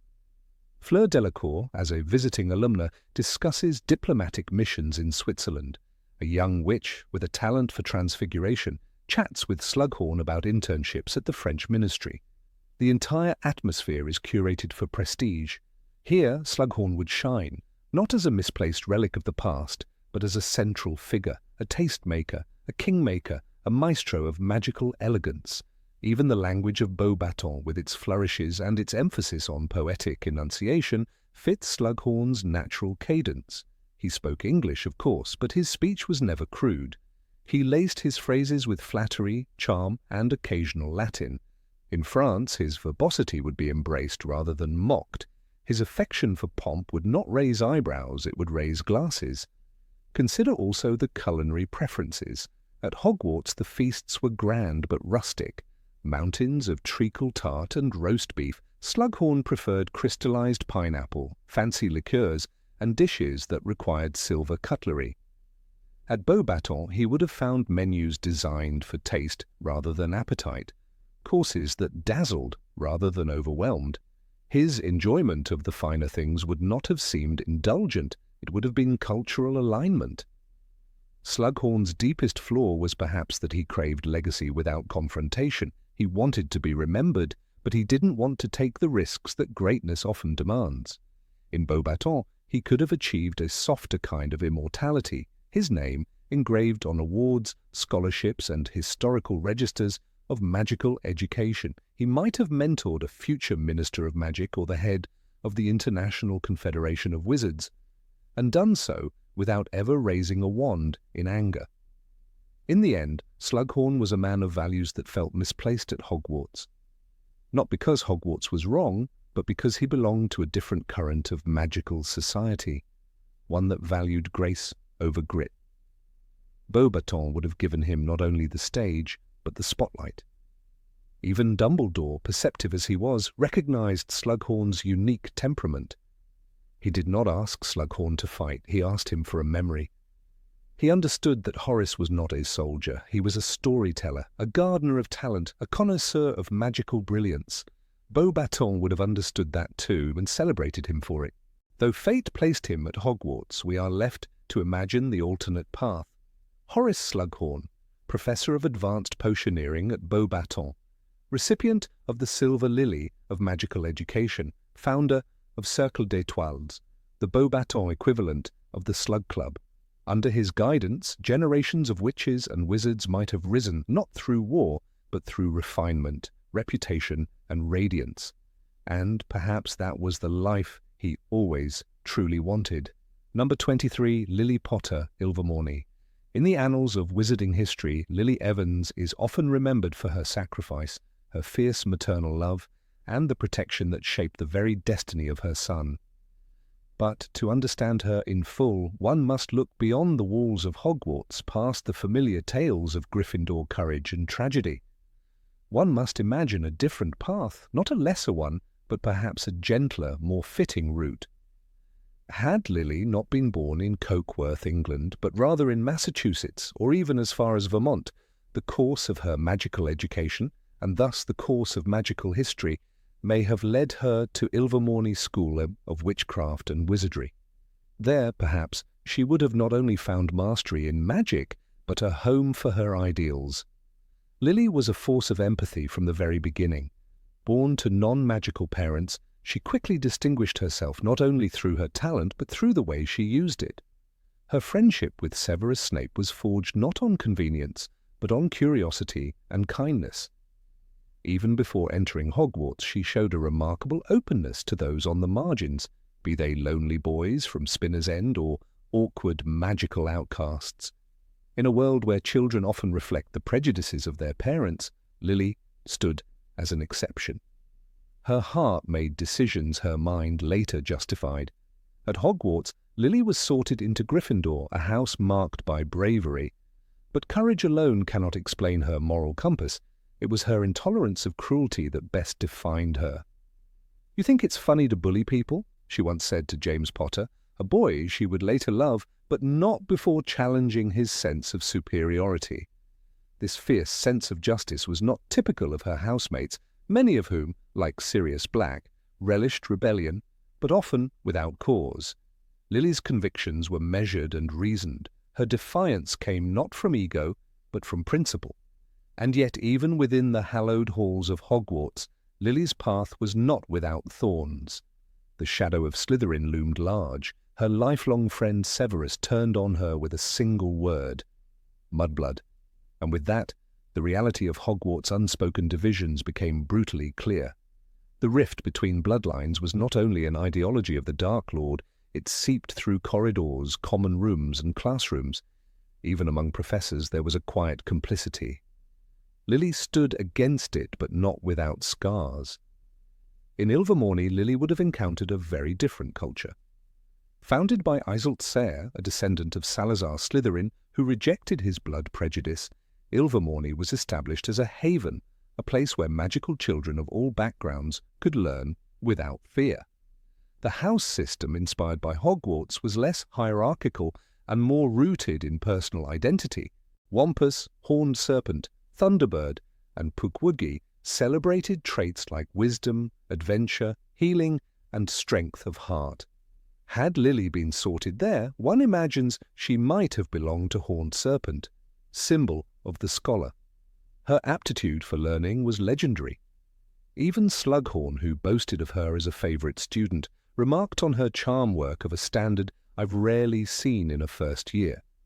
This mastery of subtle, complex spells hinted not just at natural talent, but intellectual depth. At Ilvermorny, she would have been immersed in a curriculum steeped in both European and Native American magical traditions, broadening her magical philosophy and likely sparking innovations of her own. It is not hard to imagine her thriving under the guidance of professors who valued inquiry over pedigree. What's more, Ilvermorny valued community over competition, whereas Hogwarts allowed the House Cup to foster rivalries that could grow into hostility. Ilvermorny encouraged collaboration. This culture might have helped Lily preserve her friendship with Severus, had he existed in that alternate narrative, or at least shaped her to form healthier bonds untainted by elitism and shame. She would have found allies among those who, like her, believed in magic not as a weapon, but as a means of service.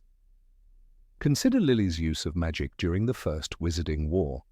While many in the Order of the Phoenix took up arms, Lily distinguished herself through protective spells and healing.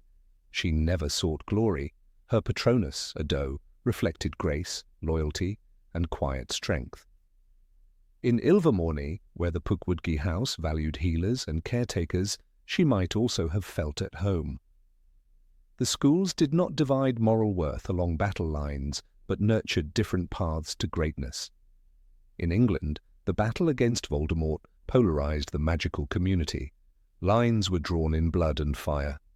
But Lily's approach was never one of vengeance. When she chose to die for her son, she did not curse, hex, or attack. She offered love, the kind of love that leaves a mark, as Dumbledore later described.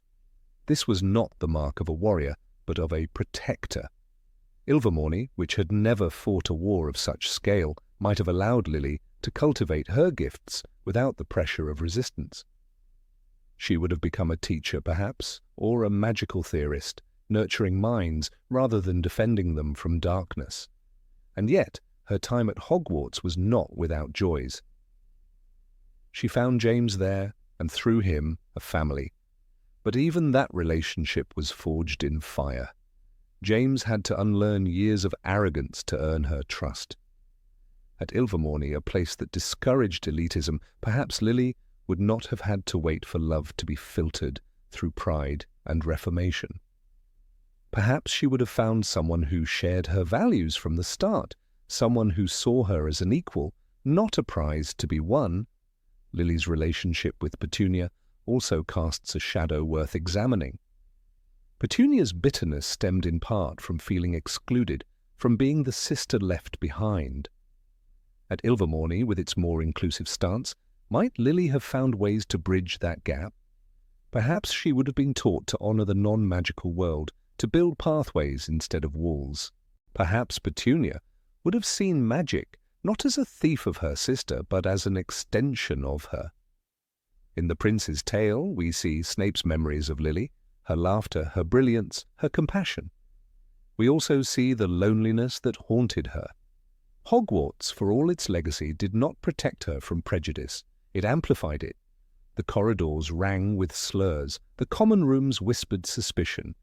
And though Dumbledore stood at the helm, even he could not shield students from systemic rot. Ilvermorny, untouched by the European obsession with blood purity, could have offered her what she lacked, a culture where kindness was not radical but expected. And yet would Lily have lost her edge without the fire of resistance? Possibly not. Her sense of justice would likely have emerged anywhere, but instead of being forged through conflict, it might have been sculpted through leadership. She would have excelled in student government, pioneered inclusive clubs, advocated for magical muggle relations. Her activism would not have been reactive, but visionary. When one considers Lily's legacy, the true magic lies not in her spells, but in her choices. She chose to love James despite his flaws. She chose to protect her son when escape was possible. She chose to see the good in people, even when it cost her.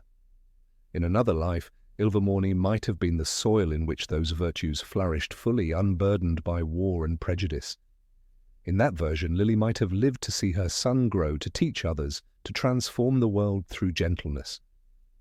The portraits of Hogwarts do not speak of Lily often, but one wonders what they would say if they could. Would they remember the girl who walked past the library window each evening, carrying a stack of books and a heart too full for the time she lived in? Or would they recall the witch whose brilliance was lost too soon to a battle she never wanted but could not ignore?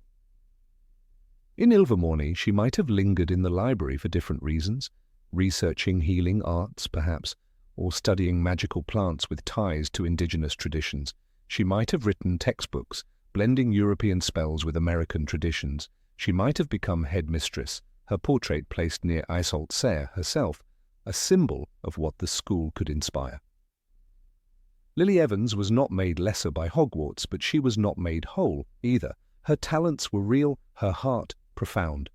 But the environment around her too often demanded resistance instead of reflection. It demanded armor when she was born to heal.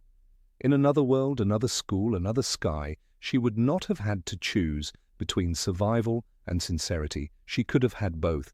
Magic, in the end, is not only wands and words, it is where we are shaped and how we are seen. Lily's power came not from what she did, but from who she was allowed to become. And Ilvermorny, had it been her home, might have seen her not as a Gryffindor martyr, but as a living legend in her own right, one who taught generations not just how to fight, but how to care. Number 24, Arthur Weasley, Castelobruxo. Of all the fascinating characters in the Harry Potter universe, few radiate such gentle eccentricity and quiet rebellion as Arthur Weasley. A man of endless curiosity, loyal heart, and an almost childlike fascination with the Muggle world, Arthur's role within the wizarding community often appears understated. His odd collection of plugs and batteries, his illegal yet well-meaning modifications of enchanted objects, and his peculiar obsession with how airplanes stay in the air paint a portrait of a wizard who doesn't quite fit the mold of traditional magical society. And while he found love, family, and a place at the Ministry of Magic, one cannot help but wonder, what if Arthur Weasley had studied not at Hogwarts but at Castelobruxo? Tucked deep within the lush, untamed heart of the Brazilian rainforest, Castelobruxo is a school of magic whispered about in British magical circles with both curiosity and caution. Known for its emphasis on magical creature studies, herbology, enchantments drawn from ancient South American traditions, and a cultural respect for innovation intertwined with the natural world, Castelobruxo represents a different philosophy. Where Hogwarts leans on classical structure, tradition, and formality, Castelobruxo encourages exploration, integration with the environment, and magical experimentation rooted in symbiosis rather than control. Arthur Weasley, with his irrepressible desire to tinker, invent, and understand, would have thrived in such a place. Imagine a young Arthur not cloistered within the stone halls of Hogwarts, where his fascination with Muggle artifacts was met with bemusement or thinly veiled scorn, but instead wandering the vine-draped corridors of Castelobruxo. Here, enchanted windows shift with the weather, classrooms open into gardens teeming with magical flora, and students are as likely to befriend a Jararaca snake as to write an essay on its venomous properties. Arthur would not have been just a charming oddity with a cluttered shed. At Castelobruxo he might have been a pioneer, an inventor whose enthusiasm was nurtured, whose questions were encouraged, and whose love for understanding the unknown was not just tolerated but celebrated. At Hogwarts, Arthur's fascination with Muggle life remained a side interest. His creation of the flying Ford Anglia was not seen as innovation, but a legal infraction under the Misuse of Muggle Artifacts Office. As Ron Weasley described it in Chamber of Secrets, Dad's always messing around with things. He's fascinated by how Muggles work things. But in the British magical world, that fascination placed Arthur on the fringe, his work often hidden, whispered about, or outright dismissed. He was not a man to crave glory, but he did crave understanding, and Castelobruxo would have offered that in abundance. In the enchanted greenhouses of Castelobruxo, Arthur might have collaborated with researchers exploring the link between indigenous magical practices and environmental phenomena. The school, protected by Kaipora, small, mischievous spirit guardians of the forest, is deeply attuned to harmony.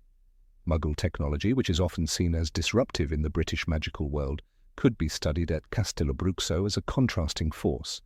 One not to be eradicated, but to be understood, maybe even integrated through magical filtration systems or enchanted converters that allow magic and mechanics to coexist.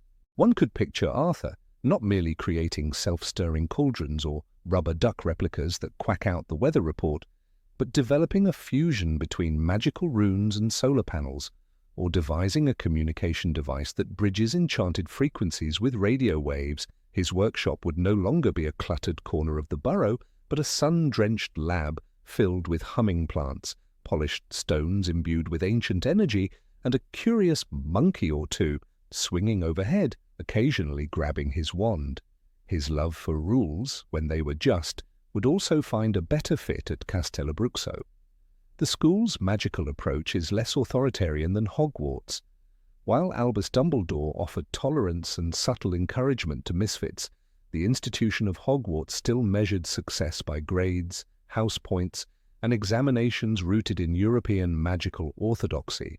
Castelobruxo, in contrast, invites individual pursuit, personal challenge, and reflection in tune with one's surroundings. Arthur, who later became head of the Misuse of Muggle Artifacts Office not for power but out of principle, would have found the spirit of integrity and purpose more aligned with Castelobruxo's earthy values. In his school years at Hogwarts, Arthur likely never received accolades for his interests. No special recognition for designing enchanted plugs or theorizing how electricity might be a form of non-magical elemental harnessing. In Order of the Phoenix, when he was attacked by Nagini and lay in St. Mungo's, Dumbledore noted to Harry, "Arthur is a good man, but few would describe him as remarkable." Yet, in another setting, among Castelobruxo's leafy laboratories and vine-wrapped towers, Arthur's name might have been engraved on plaques for innovation, or remembered in school folklore for capturing lightning in a crystal jar. Take, for example, Professor Esteban Carvalho, the fictional transmutation and practical innovations instructor at Castelobruxo, known for blending indigenous magic with foreign influences. Esteban, having once crafted a broomstick that could navigate by the stars alone, would have found a kindred spirit in Arthur. The two might have pioneered a course, techno-magic, the Muggle conundrum. Students would bring broken Muggle radios, car batteries, old televisions, items washed ashore or discarded, and enchant them not to hide, but to understand how two worlds operate side by side. Arthur's humility would also have resonated more deeply in the heart of South American magical philosophy. Castelobruxo teaches students that the forest is wiser than any one witch or wizard. One does not conquer nature, but learns from it. Arthur's consistent respect for the unknown, for the non-magical, and for the misunderstood would have made him not just a scholar, but a spiritual student of the forest itself. Perhaps he would have journeyed into the Amazon under the guidance of magical herbalist Isabella Montero, collecting sap that whispered when boiled and using it to enchant a Muggle compass to point not north but toward lost magical artifacts. Even his family life might have evolved differently.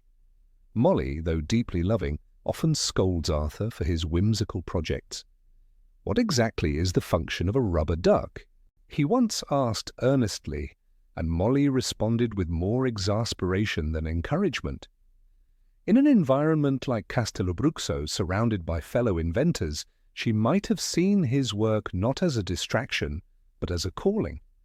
Their children would have grown up in a household where magical and non-magical ideas mixed freely, where a wand might rest beside a flashlight, and where understanding the world came before judging it.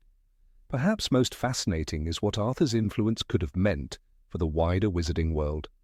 At Castelobruxo, his ideas would not have been stifled under the thumb of the ministry, but shared in collaborative publications, magical innovation journals and symposiums held under jungle canopies rather than ministry stone. He might have developed a theoretical framework, the Weasley theorem of magical integration, which proposed that Muggle science and wizard magic are not opposites, but adjacent lenses viewing the same mysteries, Scholars in Germany, Japan, and Kenya could have debated it in enchanted conference halls. The real tragedy, then, is not that Arthur was ever unhappy. He built a good life and raised 7 remarkable children. But he remained on the margins of the wizarding world, valued, yes, but never fully understood. Had he walked the mossy stone paths of Castelobruxo instead of Hogwarts' echoing halls, he might have grown into a magical inventor whose reach extended far beyond enchanted toasters. We see glimpses of his true potential when he is wounded in Order of the Phoenix, and the family must grapple with the fragility of this quiet, dependable man. Ron, Fred, George, they all love him dearly, but none seem to grasp the depth of his inner world. The wizarding world owes Arthur Weasley more than it realizes, not because he held high office or wielded power, but because he believed that understanding others, even muggles, was a kind of magic in itself. At Castelobruxo, that belief could have been the foundation for a legacy. Even more symbolically, the protective Kaipora who roam the grounds of Castelobruxo would have delighted in Arthur. His joy in the unknown, his endless tinkering, and his respect for even the most ridiculous of non-magical objects would have won them over. Perhaps one might have taken to following him around, whispering secrets in Tupi-Guarani, or gifting him bits of jungle knowledge when no one else was looking. Imagine Arthur Weasley at 70, no longer a humble ministry worker constantly hiding his creations from prying eyes, but a magical engineer honored in both the magical and non-magical world. Students write theses based on his early notes. His first attempt to connect a muggle toaster to a levitating charm is displayed in a Castelobruxo exhibit, From Curiosity to Revolution, the Arthur Weasley Collection. His final paper, Crossed Currents, Enchanting the Non-Enchanted, is still referenced in conferences today. And in this alternative world, where the rainforest embraced him and innovation was not feared but revered, Arthur's gentle revolution might have changed the wizarding world forever, not with a wand raised in battle, but with a spark of curiosity and a question no one else thought to ask.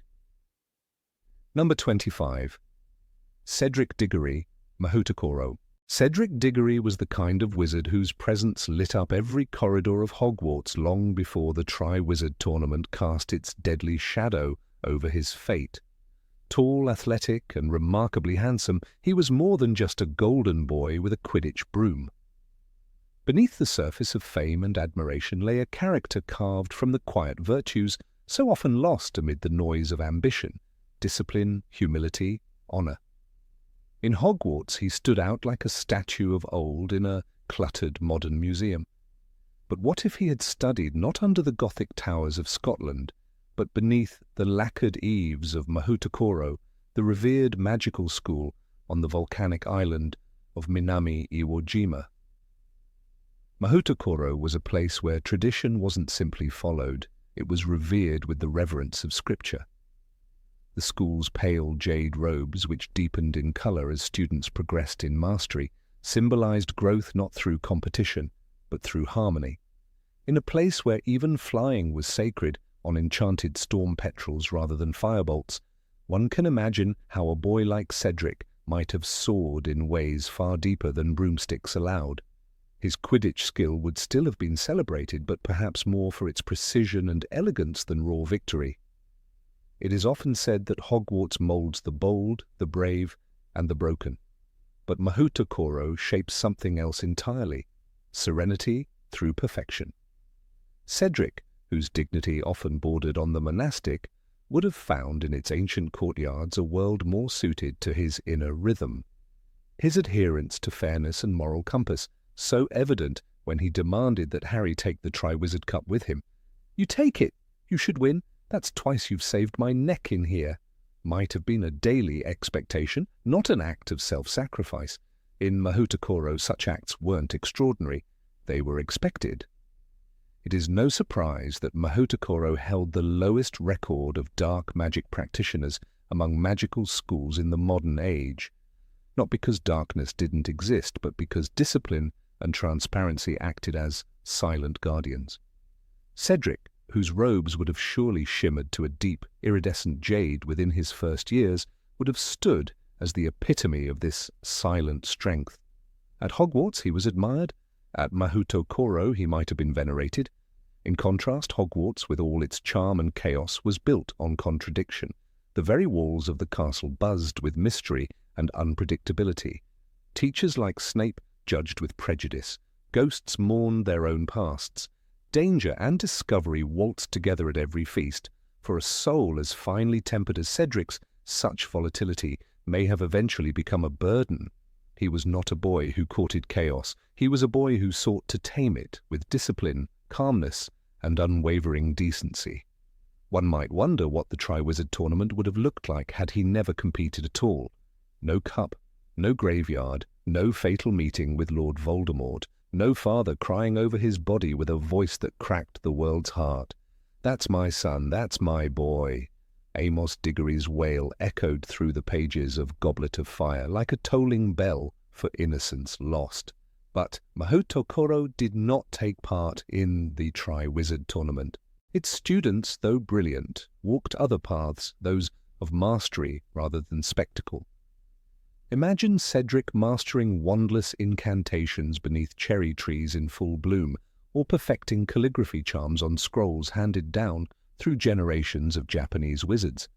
His transfiguration skills, already advanced at Hogwarts, might have found a more refined edge in Mahoutokoro's precise and meditative approach. His potions talent, rather than being measured against Snape's disdainful sneers, would have been shaped by quiet tutors who believed mastery came through patience, not humiliation. Where Hogwarts offered a battlefield, Mahoutokoro presented a sanctuary. Not a sanctuary from difficulty, but from distraction. Cedric, who already radiated internal clarity, would have blossomed in an environment that praised silent progress over noisy achievement. Their advancement was reflected not in grades shouted out, but in the quiet change of colour in one's robes, a visual poem of self-cultivation. His house at Hogwarts, Hufflepuff, was already a testament to his nature. But the values of Hufflepuff, loyalty, hard work, fairness, found a curious amplification in Mahoutokoro's code of honor, or gisei. It was a concept deeper than sacrifice. It was the belief that one's life must be a continual offering to something higher: family, truth, tradition. Cedric would have understood that intuitively. He would have lived it, robe shimmering, wand steady, heart untangled by fame. Mahoutokoro's rigorous structure included sunrise meditation, calligraphy of ancient incantations, and magical history written in ink drawn from sea spirits. To a boy like Cedric, who never mistook arrogance for confidence, this kind of learning would have felt like home. His understanding of fairness, so often tested at Hogwarts by the cruelty of Slytherin or the favoritism of certain professors, would have been nurtured, not challenged. In Mahoutokoro, competition existed, but not the kind that took young men to their deaths. One could still win duels, still fly faster than wind, still conjure spells that left the world breathless. But there was no gauntlet disguised as glory, no cursed cup, no maze that spat you into the arms of death, no war born from a game. The magical Japanese school also offered a unique bond with nature, its classrooms open to ocean winds, its spells taught beside crashing waves or whispering bamboo. Cedric's soul, so clearly tied to the natural rhythm of the world, would have taken root in such a place. He might have become a master of weather charms or an innovator in healing magic drawn from underwater herbs. One could almost see him walking the volcanic cliffs at dusk, robes shining deep emerald, a parchment scroll in one hand and a phoenix feather in the other. And would he have met death so early? The question haunts any discussion of Cedric Diggory. He was not reckless, he did not seek danger. He was simply placed in a world where good boys were used as pawns, where honor could not protect you from an Avada Kedavra whispered by a coward in a graveyard.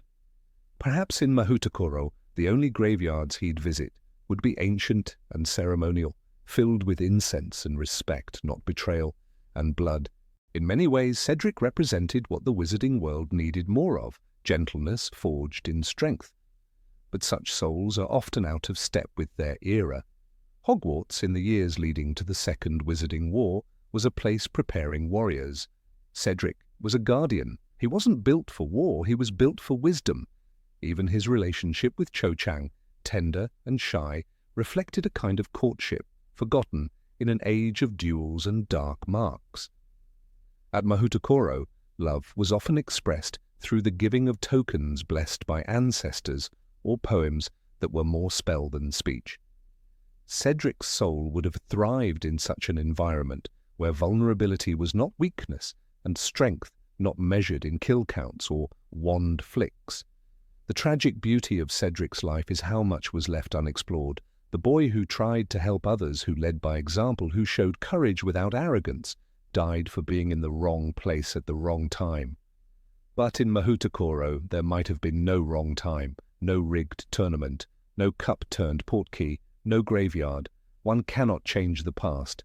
Cedric will always be the boy who died too soon, the light extinguished just as it began to glow brightest. But imagining him walking the polished stone paths of Mahoutokoro, learning runes from dragon-backed scrolls, flying over waves in robes that danced with colour, one feels a certain peace.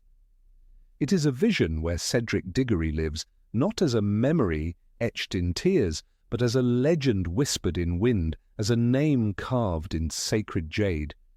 His name would have been spoken not just by a grieving father or a guilt-stricken peer, but by generations of students who saw in him not a tragic hero, but a fulfilled one. Perhaps Mahoutokoro would not have made him more famous, but it might have made him eternal. Number 26, Dolores Umbridge, Mahoutokoro. In the tapestry of magical education, Hogwarts often appears as the central thread, a school revered, romanticized, and emblematic of the British wizarding world. But as we reflect on the broader magical landscape, populated by sister institutions with unique philosophies and cultural values, a question begins to surface. What if certain individuals from the Harry Potter series had been shaped differently by an alternative magical upbringing? Among these characters, few are as divisive and unsettling as Dolores Jane Umbridge.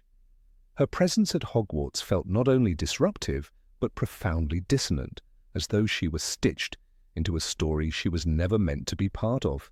Yet, paradoxically, there exists a wizarding school that might have drawn out not a better, but a more tempered version of Umbridge, Mahoutokoro, the Japanese school of magic. Nestled on the volcanic island of Minami Iwo Jima, Mahoutokoro is known for its breathtakingly high academic standards, a strict code of honor, and a deeply ingrained reverence for hierarchy. It is a place where tradition and discipline are not just guidelines, but pillars of the magical identity. In such an environment, Umbridge's obsession with order and her compulsive adherence to rules might have found more fertile, or at least more controlled, ground.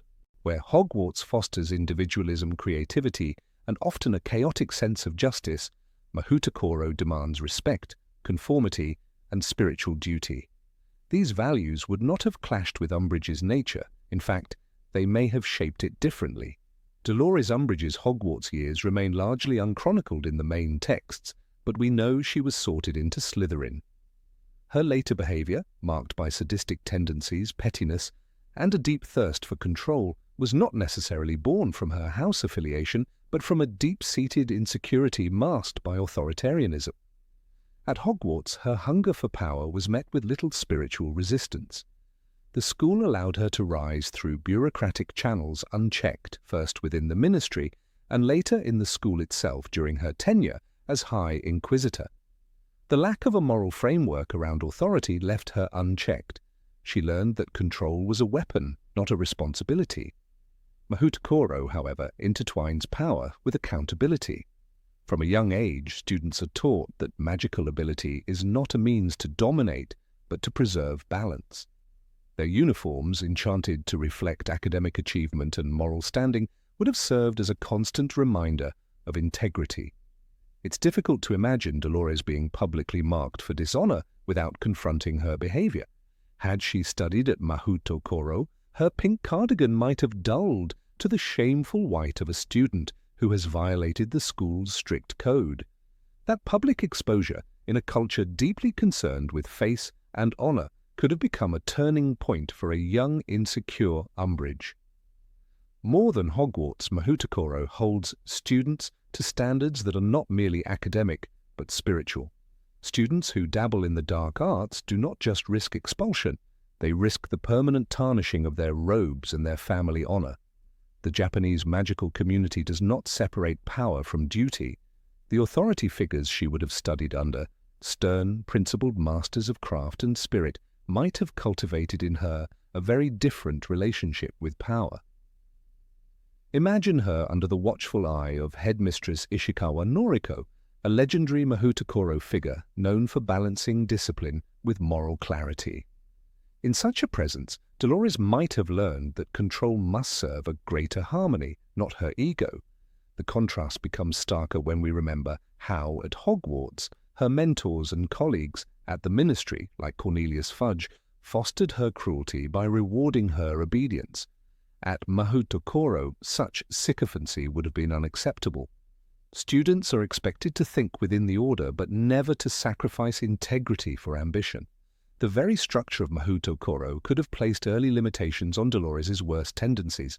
Her love for formalities might have flourished within the precise rituals of Japanese magical practice, where ceremony is revered, but cruelty is abhorred. Consider her infamous use of the blood quill at Hogwarts, an artifact not just painful, but morally grotesque. "I must not tell lies," etched into Harry's hand, became a symbol of her sadistic pedagogy. This act, had it occurred within Mahoutokoro's walls, would have been met with immediate condemnation, not by rebellious students, but by the institution itself. There is no room in Mahoutokoro for abuse disguised as discipline.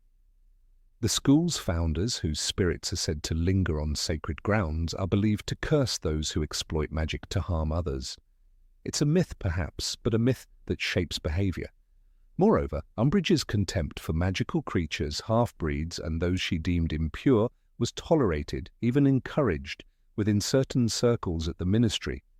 Mahoutokoro's culture, by contrast, has ancient ties with magical beings. The Kawa no Kami, water spirits revered by Mahoutokoro wizards, are treated as teachers, not subordinates. Racism and classism, while not absent in any culture, are confronted more directly in Japan's magical society, where community harmony is prized above bloodline. Would Mahoutokoro have made her kinder? Probably not. Dolores Umbridge's core traits, her hunger for control, her love for hierarchy, would still have defined her. But under a system that linked authority to humility and prestige to ethical conduct, she might have found a different expression for her ambition. She may have risen to power not by stepping on others, but by mastering the demanding expectations of a school that respects law but abhors injustice. One can imagine her participating in the Mahoutokoro tournaments of magical precision, where students duel not to dominate, but to exhibit discipline. Her fastidious nature might have made her a champion in one technique, but if she attempted to bend the rules, the school's enchanted battlegrounds, rumored to respond to dishonor, would have rejected her. She would be forced to confront her flaws in a way Hogwarts never demanded. Her education at Mahoutokoro could also have instilled in her a respect for magical history beyond the British ministry's narrow propaganda. Students are taught the epic tale of Fujimoto Ryu, a former headmaster who chose exile over compromising his ethics during a time of political upheaval. His robes, which turned to pearl white in protest of injustice, are displayed in the school shrine. Such narratives might have pierced through Dolores's dogma, showing her that resistance and obedience are not mutually exclusive, and that the truest authority is born from sacrifice. Unlike Hogwarts, Mahoutokoro does not allow students to flounder morally while excelling academically. The robe changes color not just for failing a test, but for betraying virtue. Had Umbridge witnessed her robe dulling with each petty act, she might have found herself forced into self-reflection. The shame of wearing a dishonored robe, especially in a culture where outward symbols matter, could have carried more weight than detentions or scoldings. Her aesthetic, so vividly described in Order of the Phoenix, as a fluffy cardigan and a bow on her head, might have looked absurd at Mahoutokoro, a school where simplicity and formality in attire reflect inner discipline, but perhaps even this outer layer of Dolores would have changed. A pink frill replaced with a precise kimono-style robe, a fake smile replaced with the solemn bow of humility. These are not superficial changes, but signs of how setting and culture shape the soul. Her ambition might have found a healthier outlet in magical bureaucracy. Mahoutokoro students often go on to serve in the Department of Magical Ethics, a rigid but honorable branch of Japan's magical government. Instead of enforcing conformity through cruelty, Umbridge might have become a guardian of magical law, still rigid, still rule-bound, but working within a structure that prized community well-being over personal dominance. There is even the possibility that in the library of Mahoutokoro, where the rarest tomes are housed under the protection of Shikigami spirits, she could have discovered the writings of magical philosophers unknown to the British world. Writers like Himura Takeji, who argued that the wand is not an extension of the self, but a reminder of one's burden, may have opened her mind to the moral obligations of power. Even her distrust of non-human beings might have softened in an environment where Tengu, Kitsune, and Yokai are part of magical society, not merely creatures to be regulated. Mahoutokoro trains its students to work alongside these beings, often in spiritual partnerships. It's not far-fetched to think that Dolores, introduced to a different magical paradigm, could have forged at least one unlikely alliance, perhaps not out of love, but respect. The tragedy of Dolores Umbridge is not that she was innately evil, but that she was shaped by a system that never demanded introspection from those in power. At Hogwarts, she was a symptom of a larger institutional disease, where those who obeyed authority were often rewarded regardless of their methods. At Mahoutokoro, such a disease would have been excised by a culture that sees corruption as a stain upon the soul, not just a political inconvenience. She might never have become beloved. She might never have truly understood kindness, but in the sacred halls of Mahoutokoro, surrounded by spirits, scrolls, and centuries of unbroken discipline, Dolores Umbridge might have become something she never was at Hogwarts: honorable.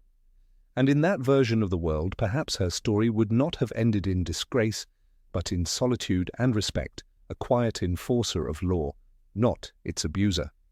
Number 27, Aberforth Dumbledore, Castelobruxo.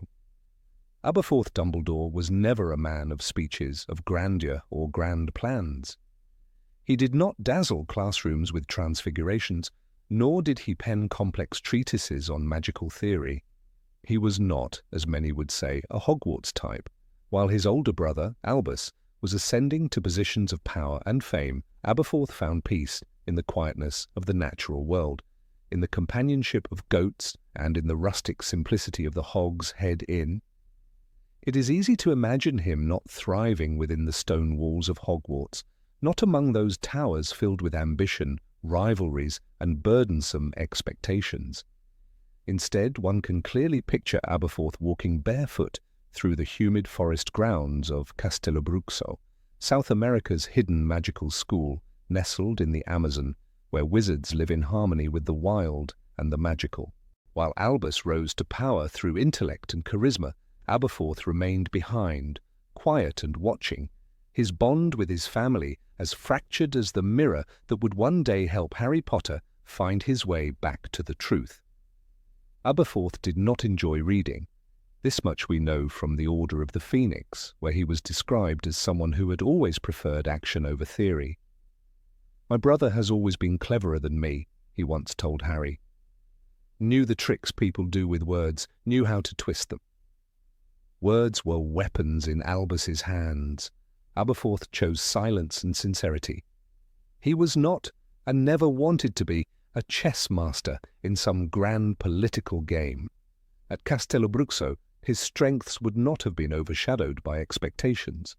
Located deep in the rainforest, this Brazilian school of magic is built from golden stone and protected by tiny spirit guardians called Kaipora. Students learn to live within the rhythms of the jungle, not above them. They understand the language of birds, the will of rivers, and the power that lies not in dominance, but in coexistence. Aberforth, whose affinity for magical creatures was apparent even from his Hogwarts years, would have thrived in such an environment. He would not have been mocked for his interest in goats. He would have been honoured for his empathy with them. Hogwarts, for all its noble traditions and revered houses, never saw Aberforth for who he was. While Albus dazzled the professors and rose in prestige, Aberforth was left in his shadow. His struggles with literacy and formal academics were not seen as differences in learning style, but as shortcomings. It is not difficult to imagine a young Aberforth lost in the high-ceilinged classrooms, tuning out the dry lectures on magical theory and dreaming instead of open spaces, and the comfort of hooves clicking against the ground. Castelobruxo would not have demanded theoretical perfection from him. It would have welcomed the boy who listens more than he speaks. We see in Aberforth a soul burdened by loss.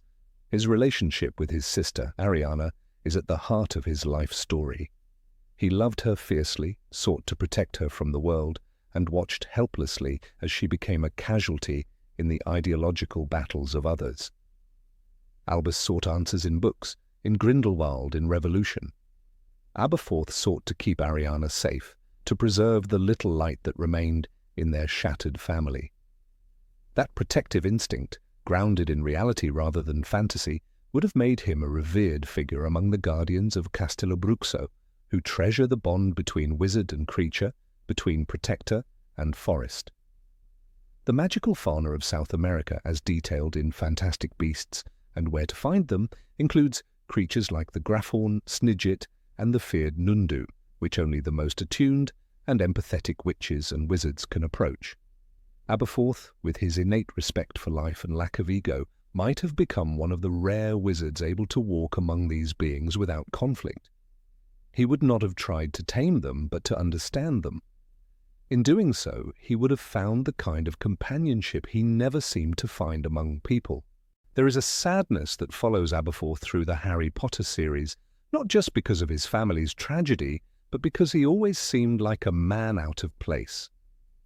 When Harry meets him properly in Deathly Hallows, the first impression is of a man embittered by time, surrounded by the ghosts of what could have been. And yet, as the story unfolds, Aberforth reveals a courage and depth that had gone unnoticed. He shelters the trio, he helps the resistance. He fights in the Battle of Hogwarts not for glory, but because it is the right thing to do.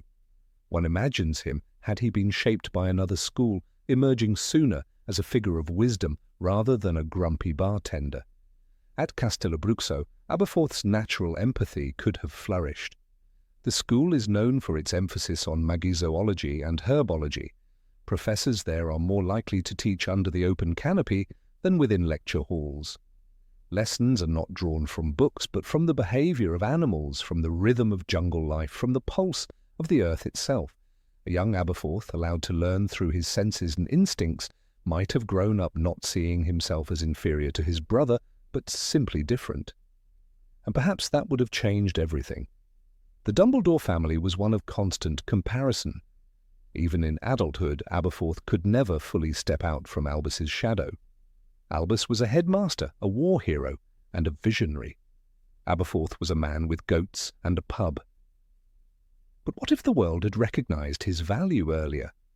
What if, instead of being scolded for his simplicity, he had been sent to a school that nurtured it? In such a place, being close to animals wouldn't have been odd, it would have been a gift. At Castelobruxo, the bond between wizard and beast is seen as sacred. Aberforth would have been honoured, perhaps even legendary, for his gift. The quiet harmony of Castelobruxo would have spared him the toxic ambitions of Grindelwald. He never liked the boy. Even in youth, Aberforth sensed the danger in Gellert's charm. In Deathly Hallows, he tells Harry bitterly, he, Albus, was more interested in Gellert Grindelwald than looking after Ariana. At Castelobruxo, there would have been no dark temptations of world domination, no speeches about the greater good. Just the jungle, the creatures, the healing pulse of green life. A place where a boy like Aberforth might have become whole. Even his infamous fondness for goats, often the subject of mockery, would have found its place. In the Brazilian wilderness, magical goats are revered for their healing properties, and certain breeds are said to be guardians of sacred forest paths. His affinity for them might have developed into a lifelong vocation as a magical veterinarian, or even a guardian of forest boundaries, working alongside the Kaipora to protect ancient groves and beasts. Where Hogwarts laughed, Castelobruxo would have listened. Aberforth's magic was never elegant, but it was powerful in its own way. In the Battle of Hogwarts, he is described as hurling curses with a force that shook the walls.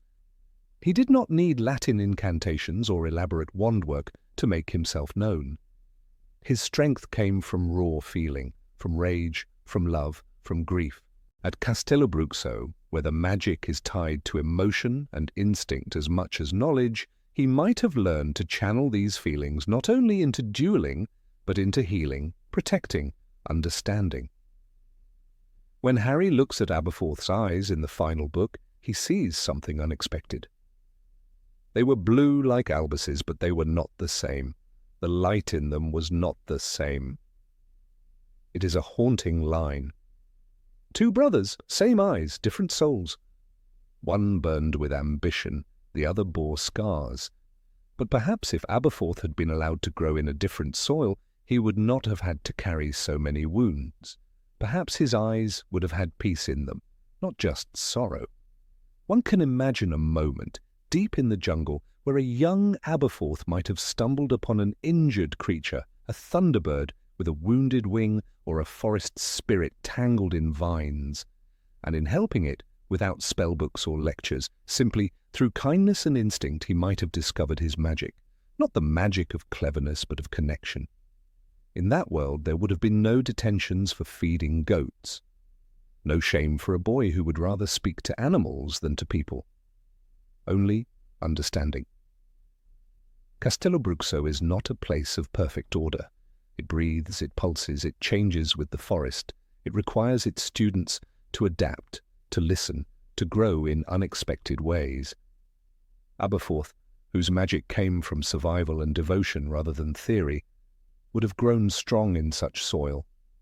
He might never have needed to compare himself to his brother. There, under the great green canopy, he could have been enough. In the end, Aberforth Dumbledore was a man who did what he could with the life he was given. He protected who he loved. He stood when it mattered. He found meaning in small things, a warm hearth, a loyal creature, a hidden door through which hope could pass. But it's hard not to wonder how much more he might have become, or how much pain he might have avoided if the world had seen him clearly from the beginning. If he had been sent not to a castle of ambition, but to a temple of nature. Not every wizard belongs in Hogwarts. Some are meant for deeper forests, for quieter truths, for lives that bloom beyond stone walls and house banners. Aberforth Dumbledore was one of them, and somewhere, in the rustle of leaves and the hush of ancient trees, perhaps Castelobruxo still waits for boys like him. Number 28, Kingsley Shacklebolt, Uagadou. There is a quiet power in Kingsley Shacklebolt that makes him stand apart in the often chaotic world of wizarding politics. He does not demand attention with noise, nor does he seek power through force. Instead, like the hush before a storm or the silence of deep waters, his presence speaks volumes. The man who would become a pillar of the Order of the Phoenix, a trusted aura of the ministry, and eventually the Minister for Magic himself, carried within him something ancient, something deeper than the walls of Hogwarts could contain. Though educated in the halls of Hogwarts, where bravery is sung in every corridor and ambition marks every stairwell, Kingsley was never quite moulded by the castle's stone. The Sorting Hat may have whispered of his courage and logic, possibly torn between Gryffindor and Ravenclaw, but even then, perhaps it felt a dissonance, a vibration of something older, something more connected to the elemental truths of magic. Hogwarts gave him tools, but there is reason to believe that another school might have given him understanding.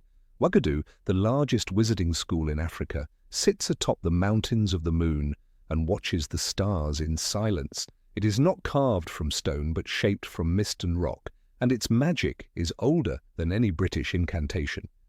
There, the students do not merely learn spells, they commune with the essence of magic itself. Transformation, astronomy, and self-mastery are the core of Uagadou's teachings, and for a young Kingsley already gifted with introspection and extraordinary intuition, this place could have been the crucible of a different kind of greatness. Consider the Kingsley we know from the books. He moves like a shadow, controlled and aware. When Harry, Ron, and Hermione are introduced to him, he is described as a tall, black wizard with a deep voice, and even in few lines, his commanding aura is evident. But it's not just about physical presence. His wisdom is unmistakable. He orchestrates complex missions for the Order, balances ministry responsibilities, and even subtly influences Muggle politics, posing as the Prime Minister's secretary to ensure magical cooperation during Voldemort's return. That requires more than power. It requires spiritual clarity, inner strength, and above all, balance.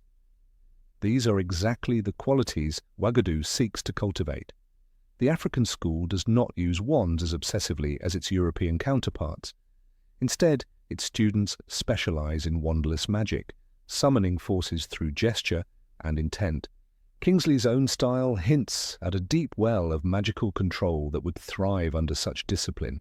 Imagine him, not learning spells in a classroom with parchment and quills, but standing barefoot on a mountain peak, learning to command the wind with a movement of his hand.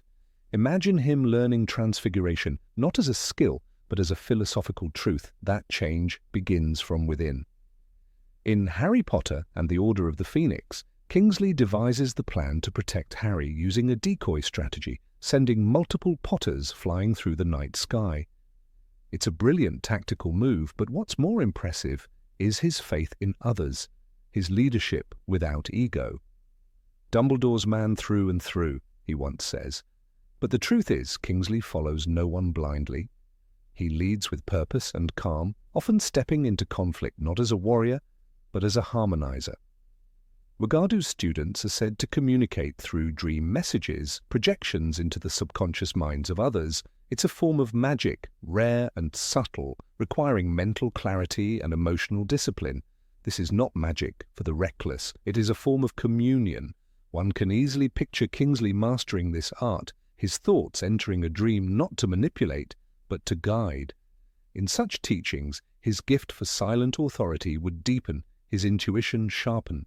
He would not only command respect, he would channel it. At the Battle of the Seven Potters, Kingsley's presence in the sky is a symbol of stability amidst chaos. He flies close to Harry, takes damage, counters threats with elegance. He is not flashy, but deadly effective. One might wonder if his reactions are not purely practiced, but instinctive, perhaps honed by a kind of training that teaches more than spells, a training that nurtures awareness of space, rhythm, and harmony. Uagadou would have given him that. The school's emphasis on transformation includes not just objects, but perception itself. While many British-trained auras depend on brute force and rigid spells, Kingsley approaches his work like a strategist of old. His time among the ministry's most dangerous operatives never corrupted his heart, and his work never made him arrogant. He remained composed, thoughtful. His sense of justice was not legalistic, it was moral. That subtle distinction is the mark of a deeper education, one that understands justice as harmony, not punishment. At Uagadou, such an understanding would have been nurtured from the start. Let us not forget that Kingsley becomes Minister for Magic at one of the most delicate times in wizarding history. After the fall of Voldemort, when institutions were crumbling and trust was a rare currency, Kingsley was the bridge between worlds. He reformed the ministry not with fire and fury, but with quiet courage and clear vision. It was said that his leadership brought a new era of cooperation between magical beings. Again, not power, but balance. The very kind of leadership Uagadou trains, leading not just with spellcraft, but with spirit. The environment of Uagadou would have shaped him differently, less dueling, more dreaming, less parchment, more stars.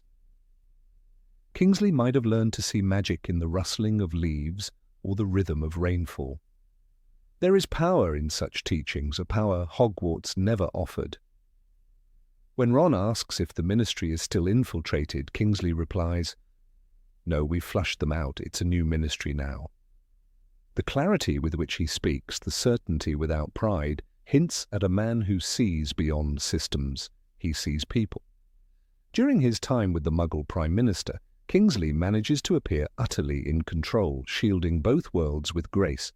One can imagine him learning diplomacy not from textbooks, but from ancestral stories passed down through the oral tradition of Uagadou's halls, where legends teach more than lessons, and elders are revered not for their magic, but their wisdom. In such a setting, Kingsley's leadership would not only have flourished, it would have become prophetic. The cultural depth of Uagadou might also have deepened his connection to magical ancestry. British education often dismisses bloodline and history unless it's noble or pure. But African magical traditions embrace lineage as a source of power, not privilege. Kingsley, a man so rooted in identity yet free from ego, would have thrived in an environment that honors who you are as much as what you do. His spells might have become invocations of memory, his actions part of a legacy. It is said that students at Uagadou learn to transform into animals more naturally than their Western counterparts. While Kingsley is never identified as an animagus, it is not difficult to imagine him mastering such a form, not as a display of skill, but as an extension of soul. Perhaps he would have chosen a lion or an eagle, creatures who carry authority without needing to speak. In such transformations, he might have come to understand himself not just as a man of magic, but as a guardian of balance between worlds. Kingsley never rushes, never falters. When he battles Death Eaters, his movements are precise, his decisions measured. That kind of control is not taught by yelling professors in stone towers. It is taught by silence, by observation, by watching leaves fall and learning from their arc. Uagadou's lessons are in listening, not shouting. Kingsley's strength lies in exactly that. He listens before he acts. His command of wandless magic is never shown in the books, but perhaps it is hinted. When Dumbledore dies and the Ministry attempts to seize power, Kingsley does not reach for his wand. He reaches for allies, for words, for plans. At Uagadou, this would have been seen not as weakness, but as the highest discipline, to act with restraint, to let intention precede action. It is not what one can destroy, but what one can build that defines a wizard.